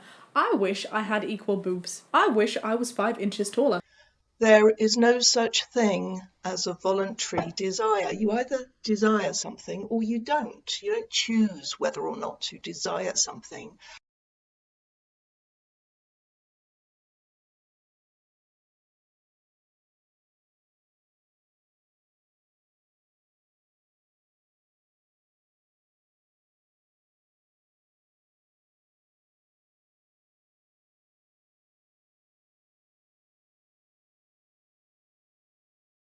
Shaba seems to be suggesting that the word wish is only appropriate for relatively trivial desires. And I think what she's trying to do here is make it look as if JK is trivializing the whole issue of transitioning.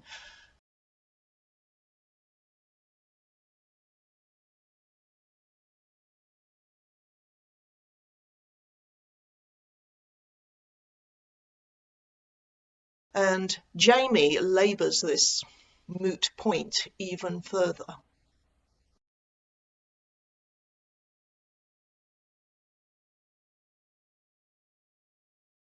I wish I had curlier hair, but I didn't wish to transition, I needed to. It wasn't a wish, it wasn't a choice, it was a massive life-altering thing that I had to do. If I could have avoided doing this, I would have.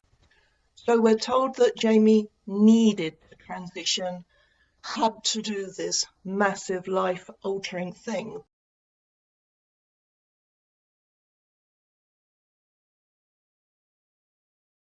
But we're not told why. We are left to fill in the gaps, to guess what might have happened had Jamie not transitioned. And there's a strong implication that it would have been terrible. Lifelong unhappiness, depression, suicide even.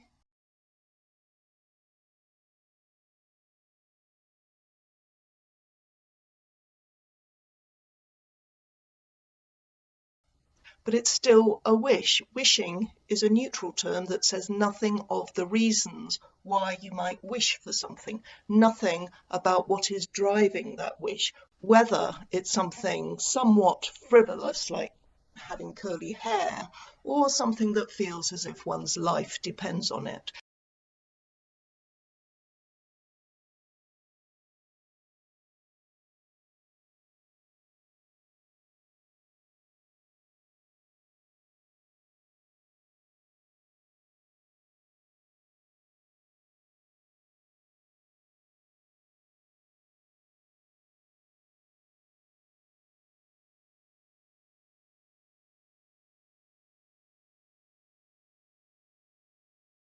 But can you imagine if J.K. Rowling had said there is a huge explosion in young women who need to transition? As if, without knowing anything about them, she had decided that their mental health or even their actual lives were in jeopardy if they couldn't get on to those puberty blockers and cross-sex hormones. That would be making a massive assumption that she has no business making.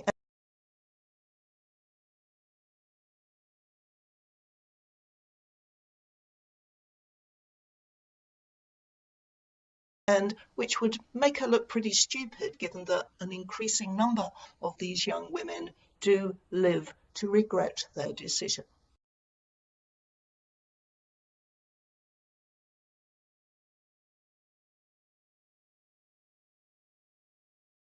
Talking of which, J.K. Rowling also says there's increased numbers of detransitioners, sometimes after taking irreversible steps. Again, no citations. The detransition rate is actually really low. Who's right? You decide. Look at the facts. Do you know how many people as a percentage detransition? 0.5%. 0.5%. Does this sound like a lot to you? Falsified media reports do exactly what J.K. Rowling is doing right here. They are inflating statistics and sensationalizing, and it is not okay.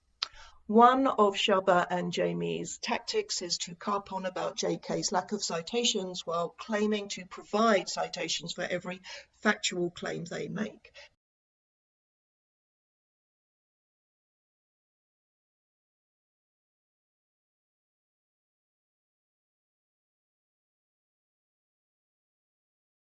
Did you see the citation that flashed on the screen as Shaba claimed that the detransition rate was 0.5%?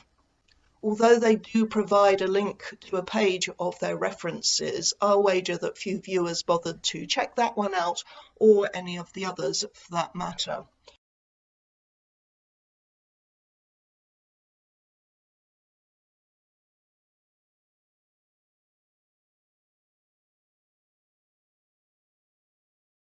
Well, I did, and I conclude that using it to assert that the rate of detransition is only 0.5% is disingenuous, to put it very charitably, and it is not okay.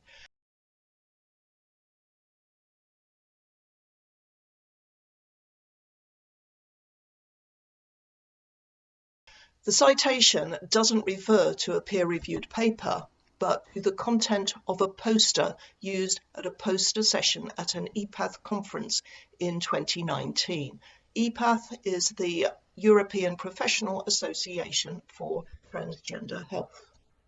The poster tells us that the method used to arrive at that statistic was to gather patient assessment reports for patients attending a gender identity clinic for 1 year between 2016 and 2017, and to scan those reports for words related to detransition or regret. In other words, the criterion was that the patient had to say something about detransition or regret at an appointment within a 1 year time frame, and for this to be recorded in their assessment.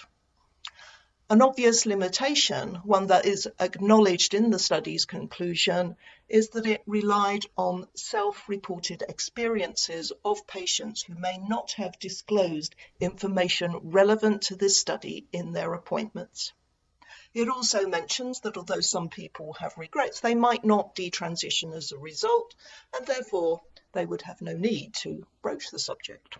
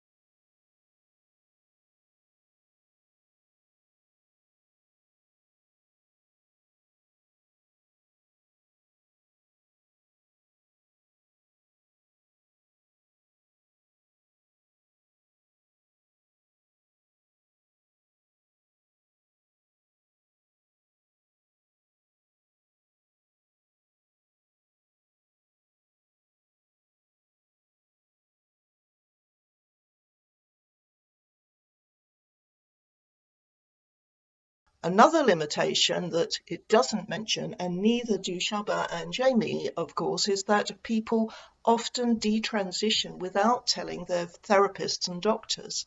Kerry Callahan is a detransition advocate who halted her transition after just 2 years, just under 2 years, I think, in 2014, and who has written extensively about the subject ever since.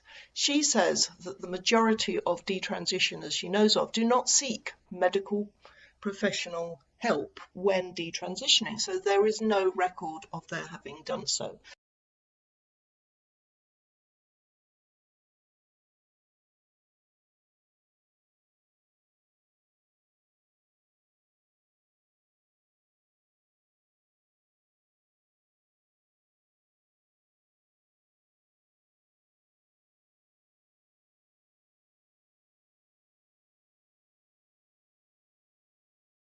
They get advice from each other, and this is borne out by their internet communities on Tumblr and Reddit and places like that.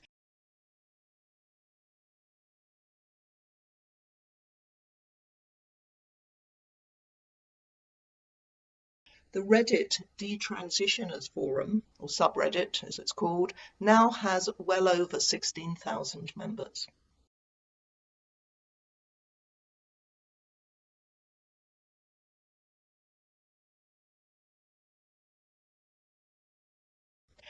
There are a few articles on PubMed that are about detransition.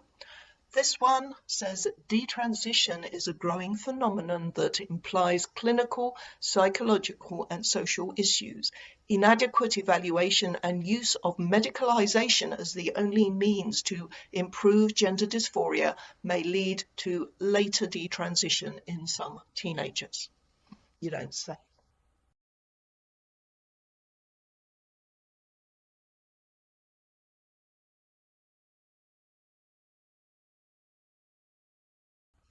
Here is a clarion call for more research, as there exists very little. And one person who knows that all too well is James Caspian, whose research proposal on this very topic was turned down by Bath Spa University, reportedly because an ethics subcommittee warned that quotes, potentially politically incorrect piece of research carries a risk to the university. Attacks on social media may not be confined to the researcher, but may also involve the university.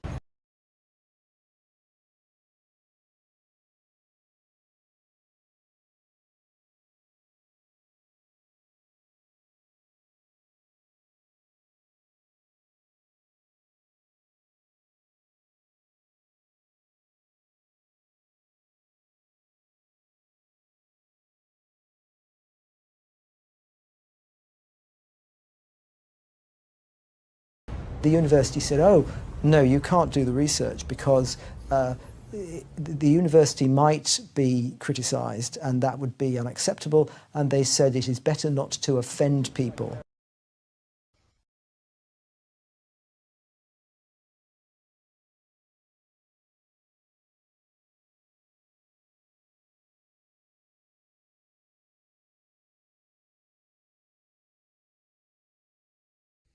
The truth is that we don't know what the detransition rate is. We do know that more people are seeking to transition, so it stands to reason that a greater number will be seeking to detransition in future.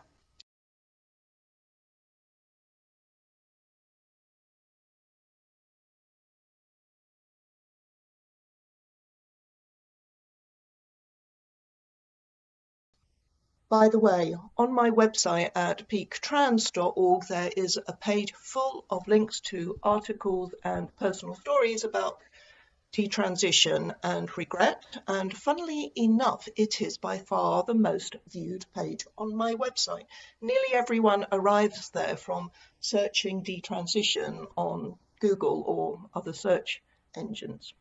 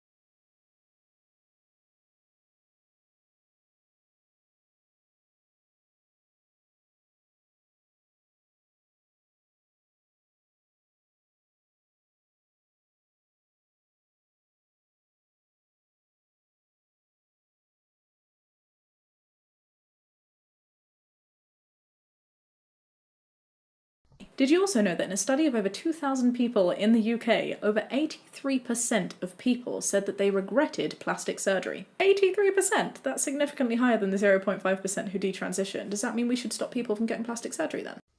Oh, gotcha. I mean, checkmate. Let's just pack up and go home, shall we? Oh, but hang on a minute. JK isn't saying that we should stop people from transitioning or even anything close to that, is she? That's just a straw man. Gotcha.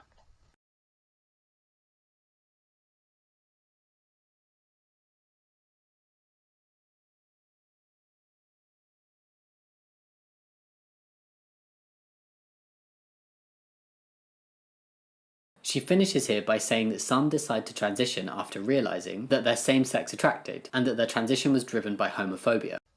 There are plenty of accounts from young lesbians who eventually realised this was largely what drove their wish to transition.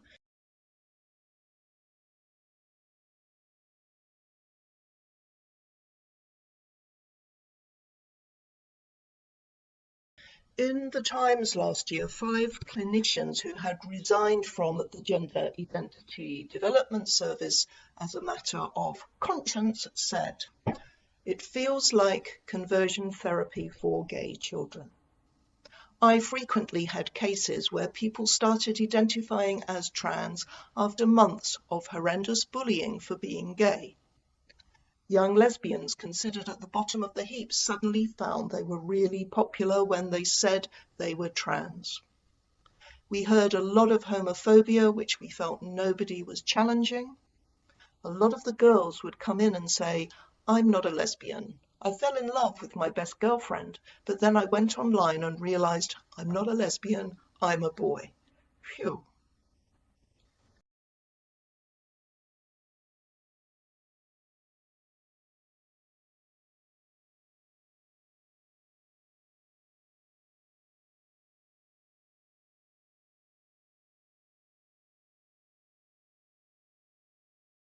Several clinicians suspected that some of the transgender adolescents were reacting to homophobia at home.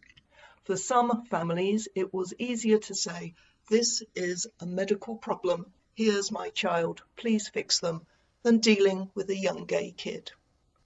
At the service's family days, a parent was allegedly heard saying that they did not want their child to have gay friends because they didn't want them mixed up in that hedonistic lifestyle. We had so many families who would talk about not wanting their daughters to be lesbian. Young people repeatedly confided their own disgust that they may be gay.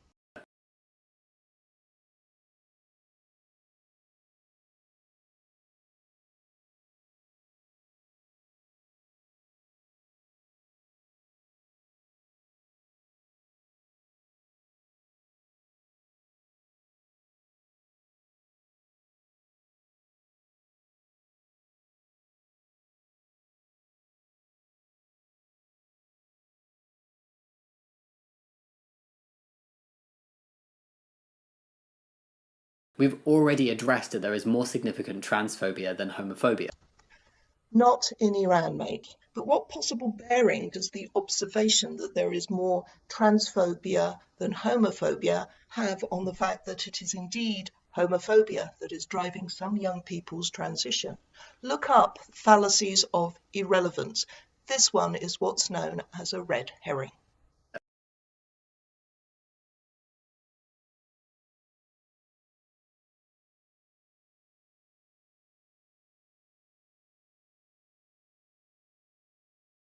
Even within the LGBT plus community, there's an entire alliance created against trans people for LGBT cis people.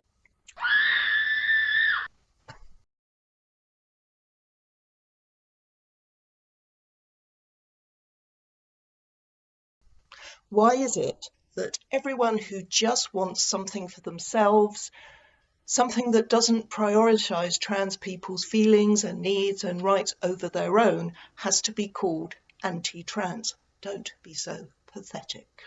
Again, on my website, I happen to have a page about gay and lesbian erasure, which links to many articles by or about gay people who are fed up to the back teeth of this. It is for them that the LGB Alliance was created by gay people, and in spite of a massive amount of time and energy by certain trans activists and trans allies in defaming them and trying to get them cancelled, they are proving hugely popular and spreading to many other countries.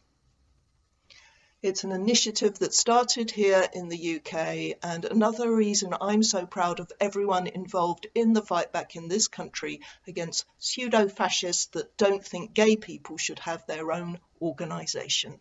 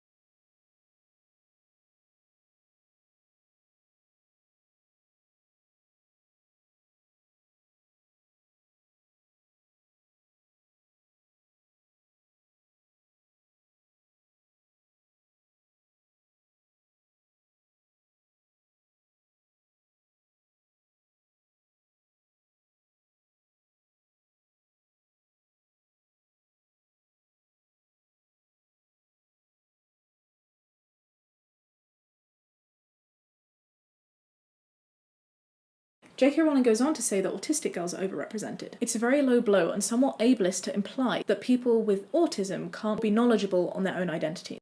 She neither says nor implies that people with autism can't be knowledgeable about their own identities, and it's a low blow to sneak in a suggestion that she's ableist for reporting what she has read and understood as a fact. This is gaslighting taken to a whole new level.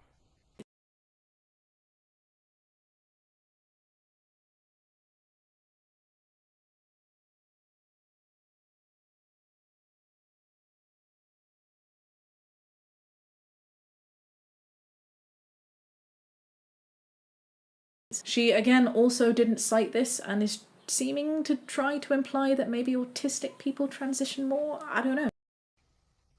What do you mean you don't know? She's not seeming to try to imply it. She's telling us quite clearly what she understands to be a fact because it is widely reported as one.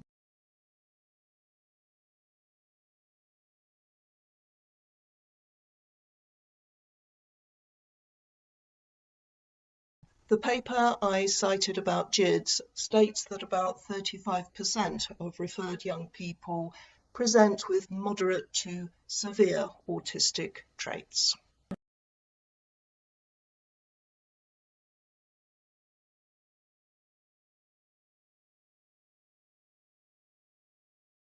We actually found a paper that looked at this. Yes, and the very first thing that paper said is autistic traits are overrepresented in transgender populations and gender variance is high in autistic individuals. Furthermore, some evidence suggests that the autism/transgender overlap is limited to individuals sex-assigned female. By the way, remember that clip from the Swedish documentary I showed earlier?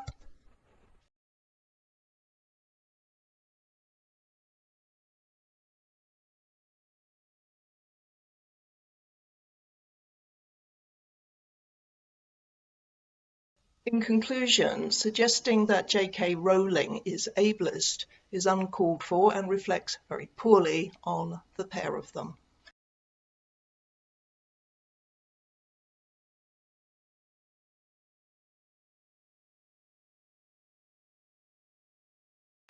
But then the whole video does that.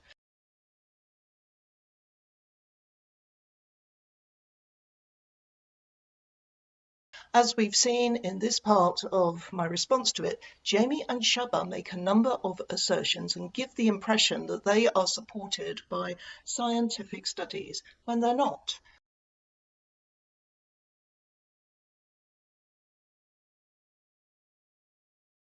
While having a few gratuitous and unpleasant digs at J.K. Rowling's integrity.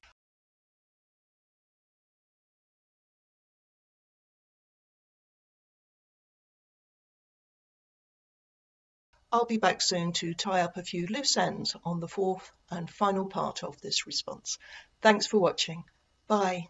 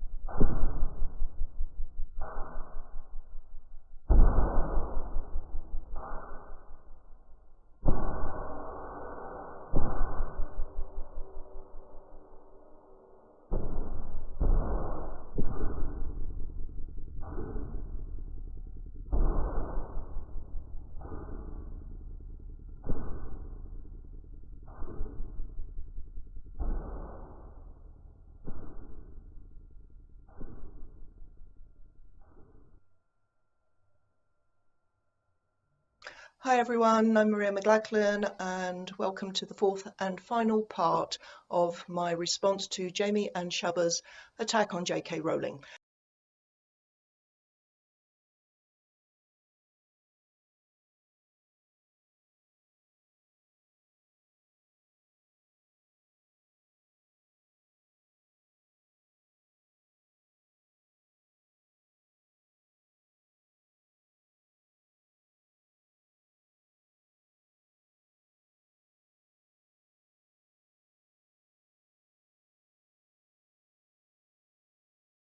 Thank you for the very nice and positive feedback on this new experimental venture of mine. It makes it feel worthwhile, and I look forward to doing more response videos in future, though I might not choose such a long one to respond to next time.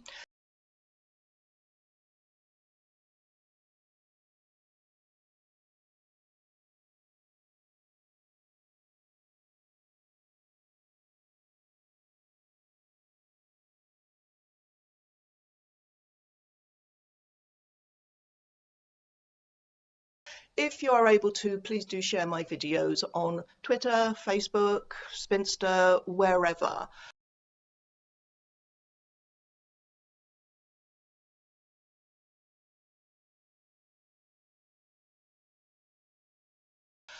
The Jammidodger channel, which is the name of Jamie's channel, gains thousands of new subscribers every week, and I don't.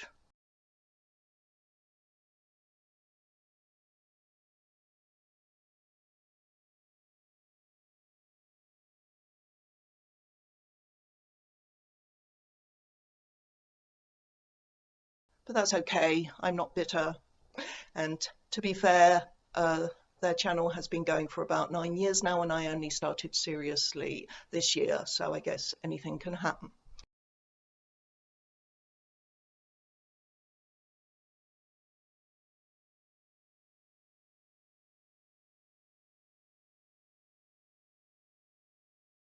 It has been hard choosing what else I should respond to in their dreadful video and what to leave out.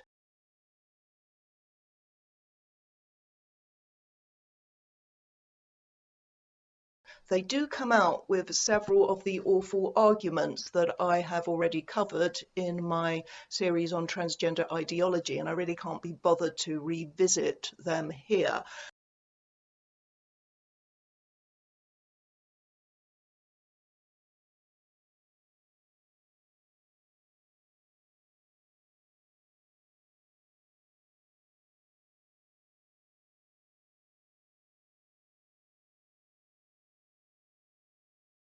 I'd rather focus on other things.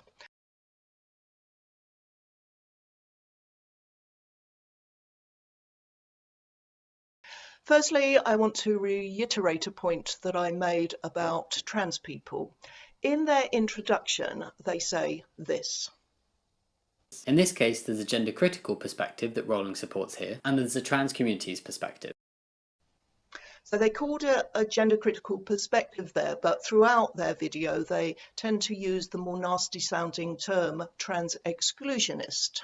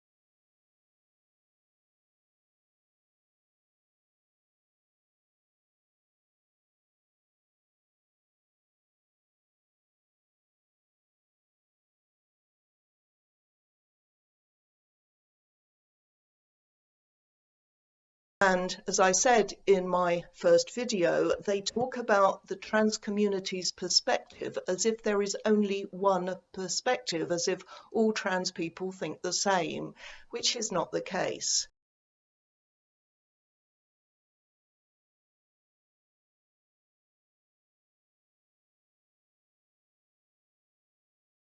So the problem with this, if a large group of trans people are telling you that something is wrong, please listen to them. Is which large group of people should we listen to, because they don't all speak with one voice?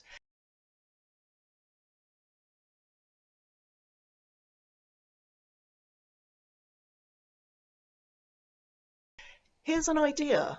Listen to all of them. Examine their arguments, look to see what evidence there is in support of them, and then either accept or reject them on that basis. In other words, treat them like anyone else.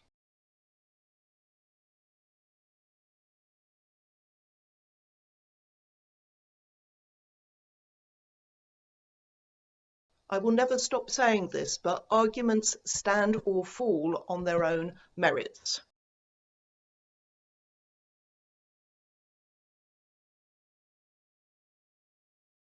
Suggesting that just because trans people say something, it must be right, is a fallacious appeal to authority.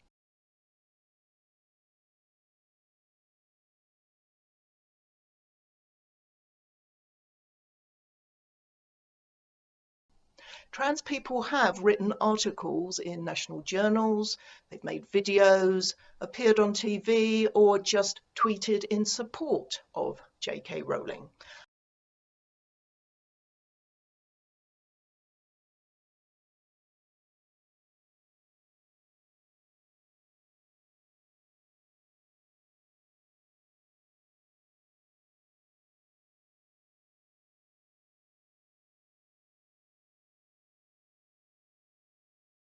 And typically, as is the case with everyone who dares to disagree publicly with the line being pushed by the fanatics, they've copped some abuse for it.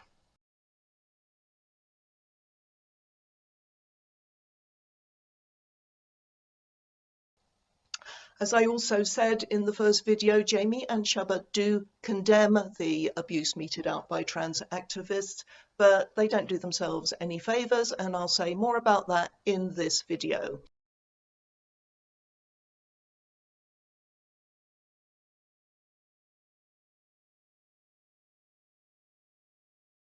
I'm afraid I will be doing what I've managed to avoid doing in my first 3 videos so far, and showing examples of this abuse.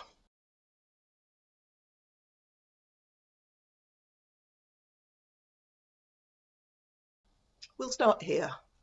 J.K. Rowling says she mentioned this because she knew what would happen when supporting Maya, violent threats, being told she's literally killing people with her hate, to be called slurs, and to have her books burned. Again, threats of violence are never okay from either side. And saying that she's literally killing thousands of people with her hate is an exaggeration. It's not an exaggeration, it's an outright lie. It's a totally unhinged thing to say, but it is lifted from the gender fanatic playbook.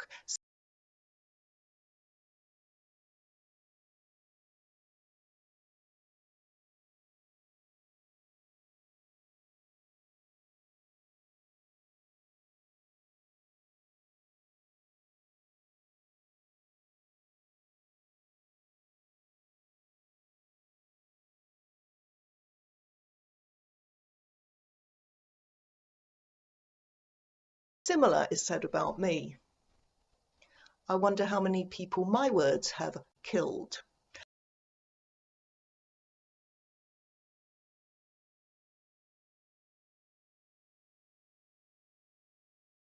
And from the same playbook, but there's an element of truth that this hate that come from gender critical views that this essay supports can cause these levels of hurt. Hate that comes from gender critical views. Sorry, saying biological sex matters, that it's immutable, that it's fine to be gender non-conforming, but gender is an oppressive, socially constructed straitjacket. How is that hate?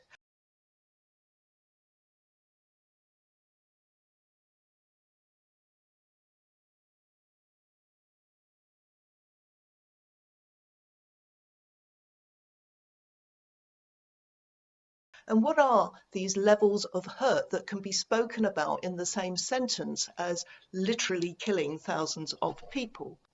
Somewhere in their video, Shaba talks about the terrible distress of people who loved Harry Potter so much. They even got Harry Potter tattoos, and they would celebrate the pride by dressing up as Harry Potter characters. And now they feel terribly betrayed. Well, get over yourselves.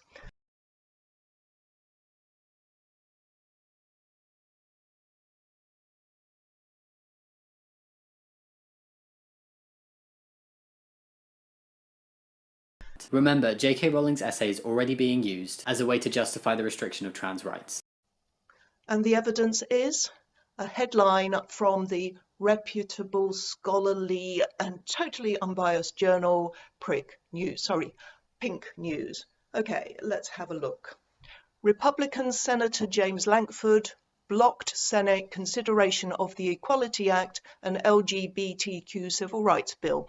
Here is a clip of him using J.K. Rowling's essay to justify the restriction of trans rights.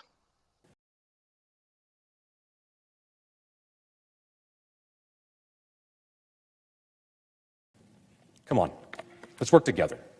We don't want anyone to be discriminated against, anyone. But we can do this in a way that accommodates everyone, and that we can actually work towards agreement. Or to say it in the words of J.K. Rowling this past week, where she wrote, "All I'm asking, all I want, is for similar empathy, similar understanding to be extended to the many millions of women whose sole crime is wanting their concerns to be heard without receiving threats or abuse." Let's work together to get equality. This bill does not do it in this form.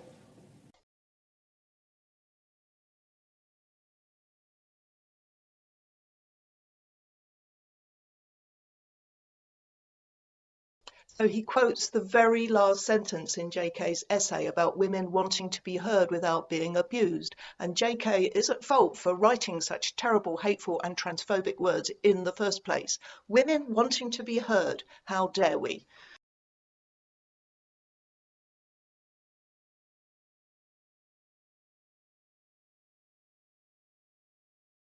By the way, the bill in question is opposed by radical feminists and conservative women alike on the grounds that it threatens to erase protections for women, protections that benefit women and society as a whole. Legislative and policy reforms proposed in this dangerous bill will lead to blatant violations of our safety, privacy and dignity. Under this bill, men and boys will take away women's small business grants and hard-won spots on sports teams. They will be allowed to live in women's domestic violence shelters and use our locker rooms. And united as women, we are just not going to stand for it.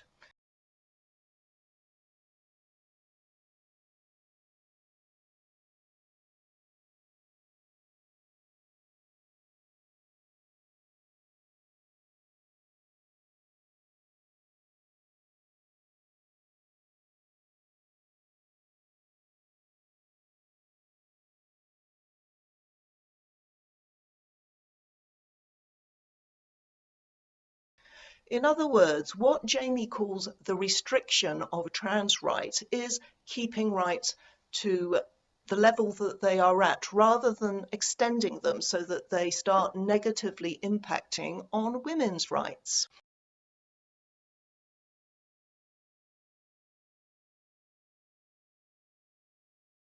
Jamie and Shubha are in total denial about the impact on women's rights. Somewhere in their video, Shubha says she can't think of a single right she loses by including trans-identifying men.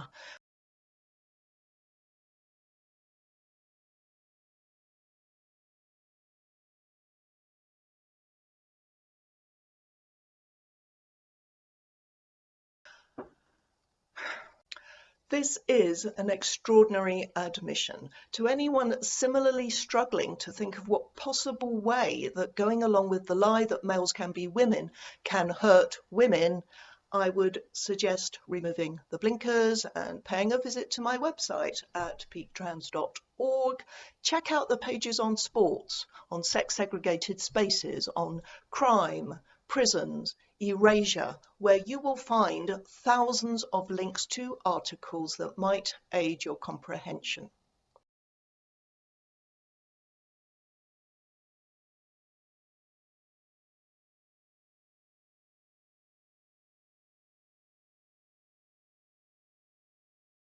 Now, onto the abuse Olympics. Regardless of what someone's views are and whether you agree with it or not, threats of abuse are absolutely never okay. The trans community has valid arguments against trans exclusionist points. So why aren't you sharing them instead of the load of cobblers you brought us in this video?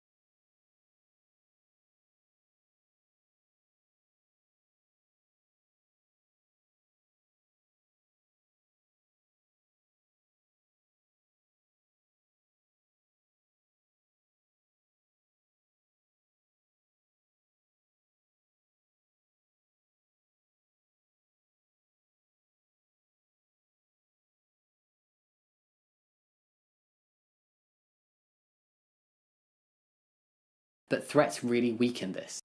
No, if you had valid arguments, they would stand up to scrutiny. They would persuade all of us of your perspective, and trans activists wouldn't resort to such vile abuse and so quickly. The very reason they do is because your arguments, such as they exist at all, don't hold up.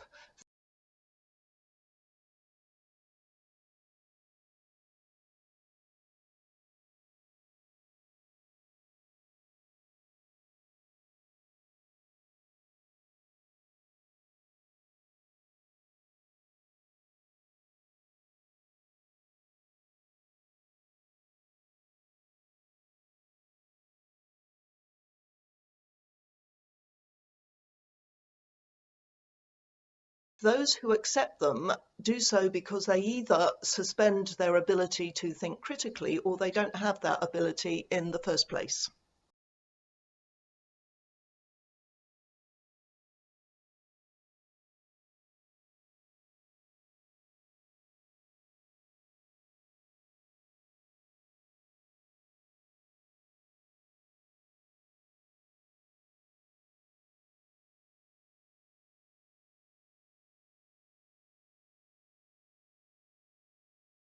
And we 100% do not condone this kind of behaviour. However, it's only a minority that act this way, and we can't take that wrong behaviour of the minority and group it onto the majority who do not behave in this way. We've spoken to people who have shared articles saying, oh, look how horrible trans people are being. And there are literal collections of screenshots of trans people or trans allies saying very negative things about J.K. Rowling. Of course, those tweets are not cool, but it's also not cool to collect them and act like this is all that's happening.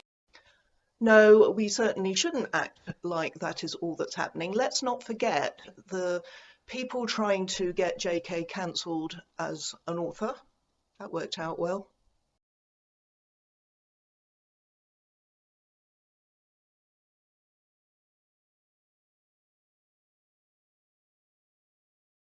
Then there are the attempts to intimidate and bully women who want to meet to discuss the impact of gender ideology on our lives. Walk of shame! Walk of shame! Walk of shame! Walk of shame!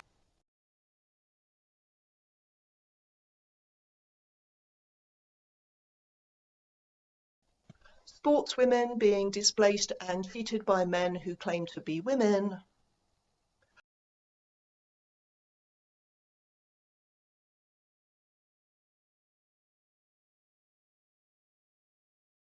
The violations of women and girls in our own spaces. But what does any of this matter compared to your regret of your Harry Potter tattoo, eh, guys?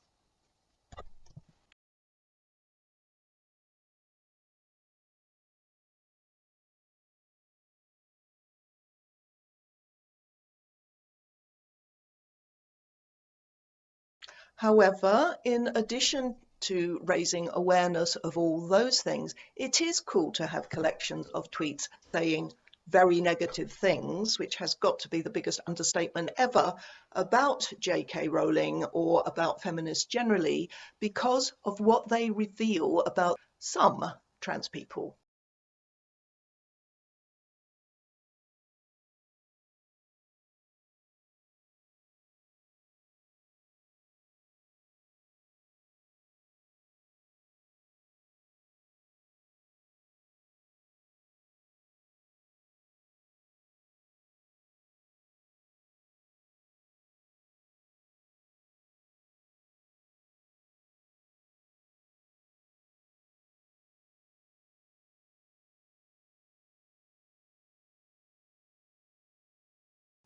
Whether they are a minority or not, and I'm not sure how you would know since most online abusers are anonymous, doesn't matter.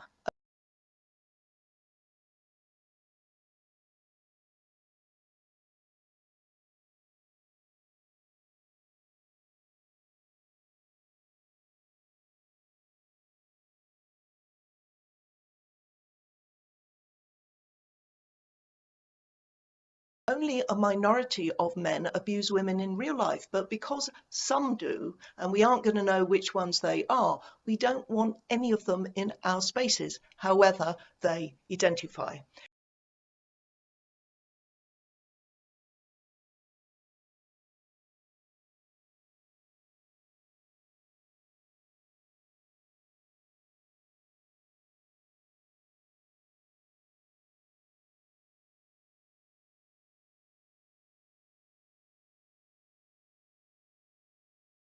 In any event, even if it is only a minority of trans people who behave like this, and I am quite prepared to believe that it is still a hell of a lot of abuse from a lot of different people.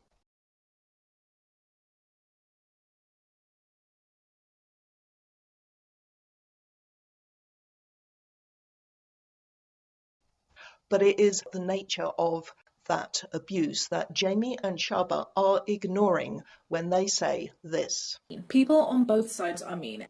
Now, I'm not going to disagree that there are mean people or people who say mean things on all sides, because there are more than two sides. As I said in part 2 of my response, there are people who are genuinely transphobic and who say really appalling things about wanting to beat up and kill trans people. When I first launched my website 3 years ago, I collected a bunch of these comments to put on the page I call Real Transphobes. And on it, I make the point that these people don't seem to get targeted by trans activists, possibly because they are almost invariably men, and trans activists are far more inclined to pick on women for some reason. There is also the thing about them not actually having any argument, whereas we do.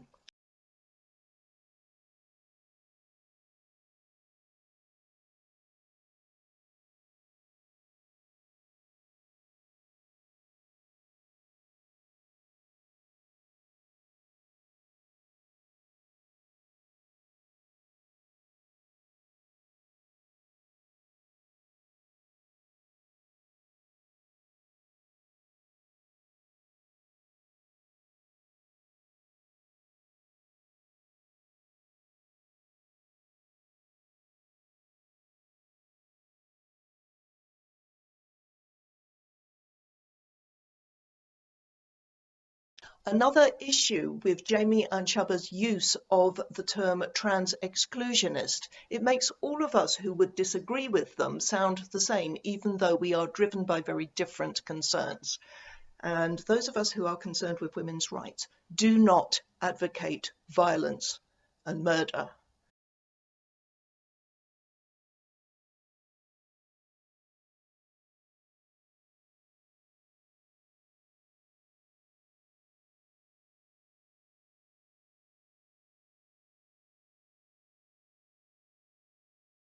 In fact, these comments from transphobes against trans people are really quite similar to the kind of comments made by trans activists against gender critical feminists, except not as bad.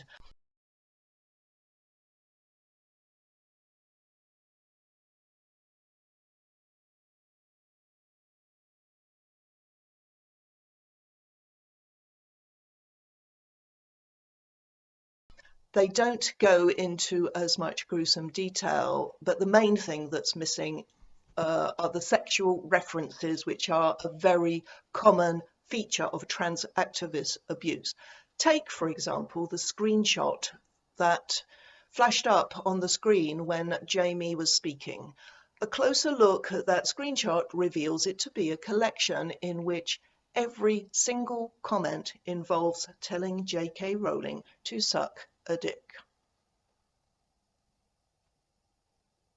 And here is another collection calling her a bitch or a cunt.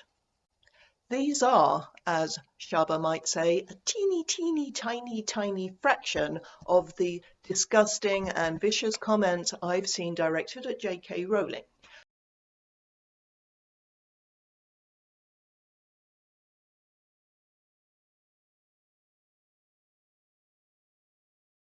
Then there are the blogs and articles and the YouTube videos, all absolutely hateful and lacking in reason and evidence.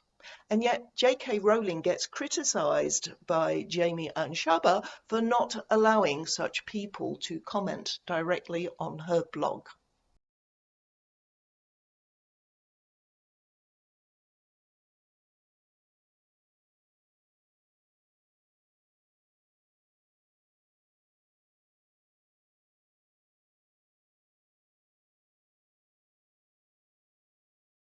It's also not the strongest standpoint to be championing freedom of speech in a blog post where you disable comments, and also disable replies on tweets that you write on the matter. We are here as a trans person and an ally actively encouraging everyone to have a sensible discussion on this matter. You are there not allowing people to respond, and yet you're saying one of the reasons you're afraid of trans activism is protecting free speech.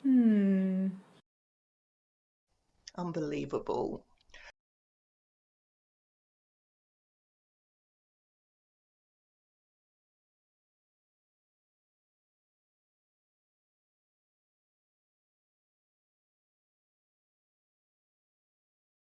To be fair, Jamie and Shubba do get abused too. Here we go.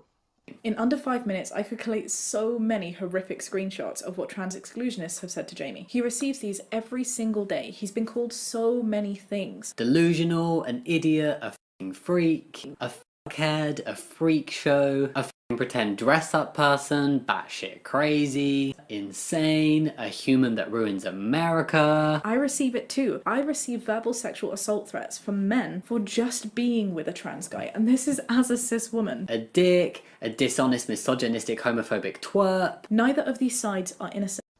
So Shubba claims, and I believe her, that she has received threats of sexual assault for being with Jamie. Does this abuse come from gender critical feminists? No, of course it doesn't.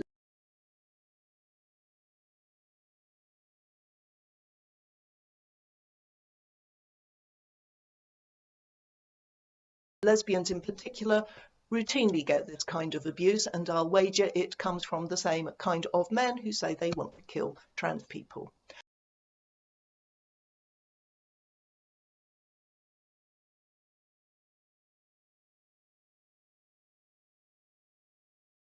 As for the comments received by Jamie, it could just be me, but I do see quite a big difference between calling someone an idiot or a dick or insane, delusional, and telling someone to choke on your dick, or this. There are hundreds more where they came from.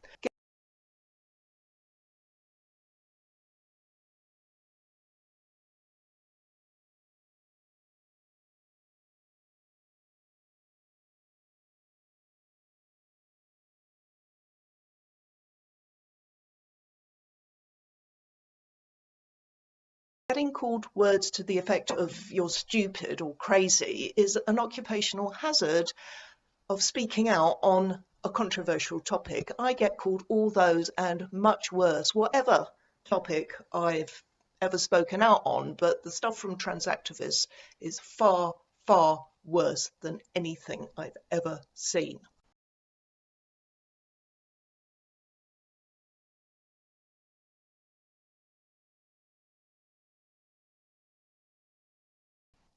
By the way, if you repeatedly call women who are concerned about the effect of trans ideology on our sex-based rights transphobic, and if you slag off an organisation specifically set up for gay people because they feel they need one, don't be surprised if you get called misogynist and homophobe.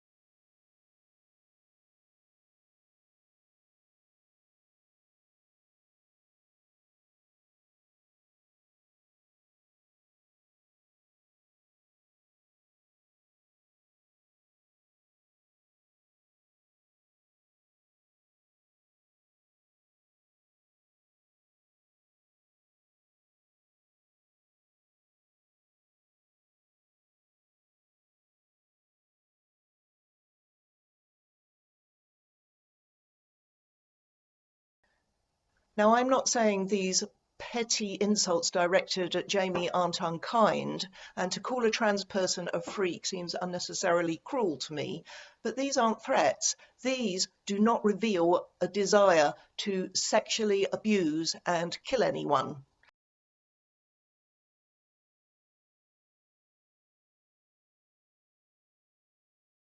And they're not demonstrable untruths told to hundreds of thousands of people about named individuals, which is what this video of Jamie and Chubba does, and which makes this comment seem exquisitely ironic to me.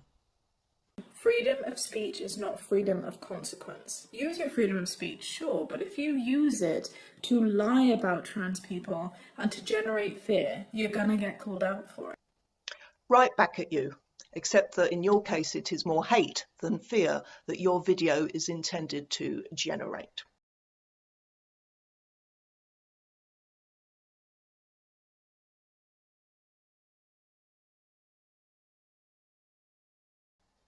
Right, in my final clip, we revisit their favourite and still undefined concept.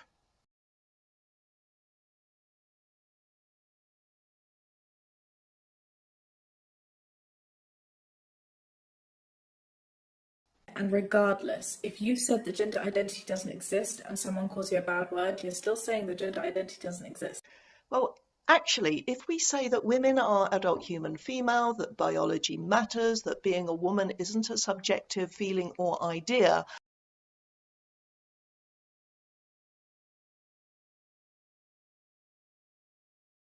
and someone tells us to choke on their lady dick or die in a dumpster fire, many of us are even more disinclined to believe this concept of gender identity has any value.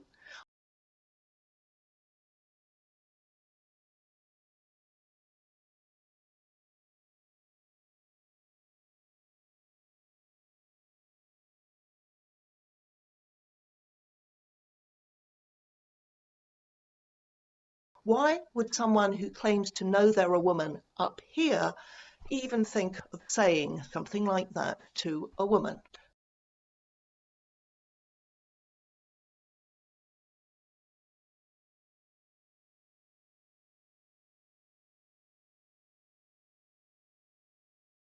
Could the answer perhaps be less to do with gender identity than with some deeply ingrained misogyny? Think about it.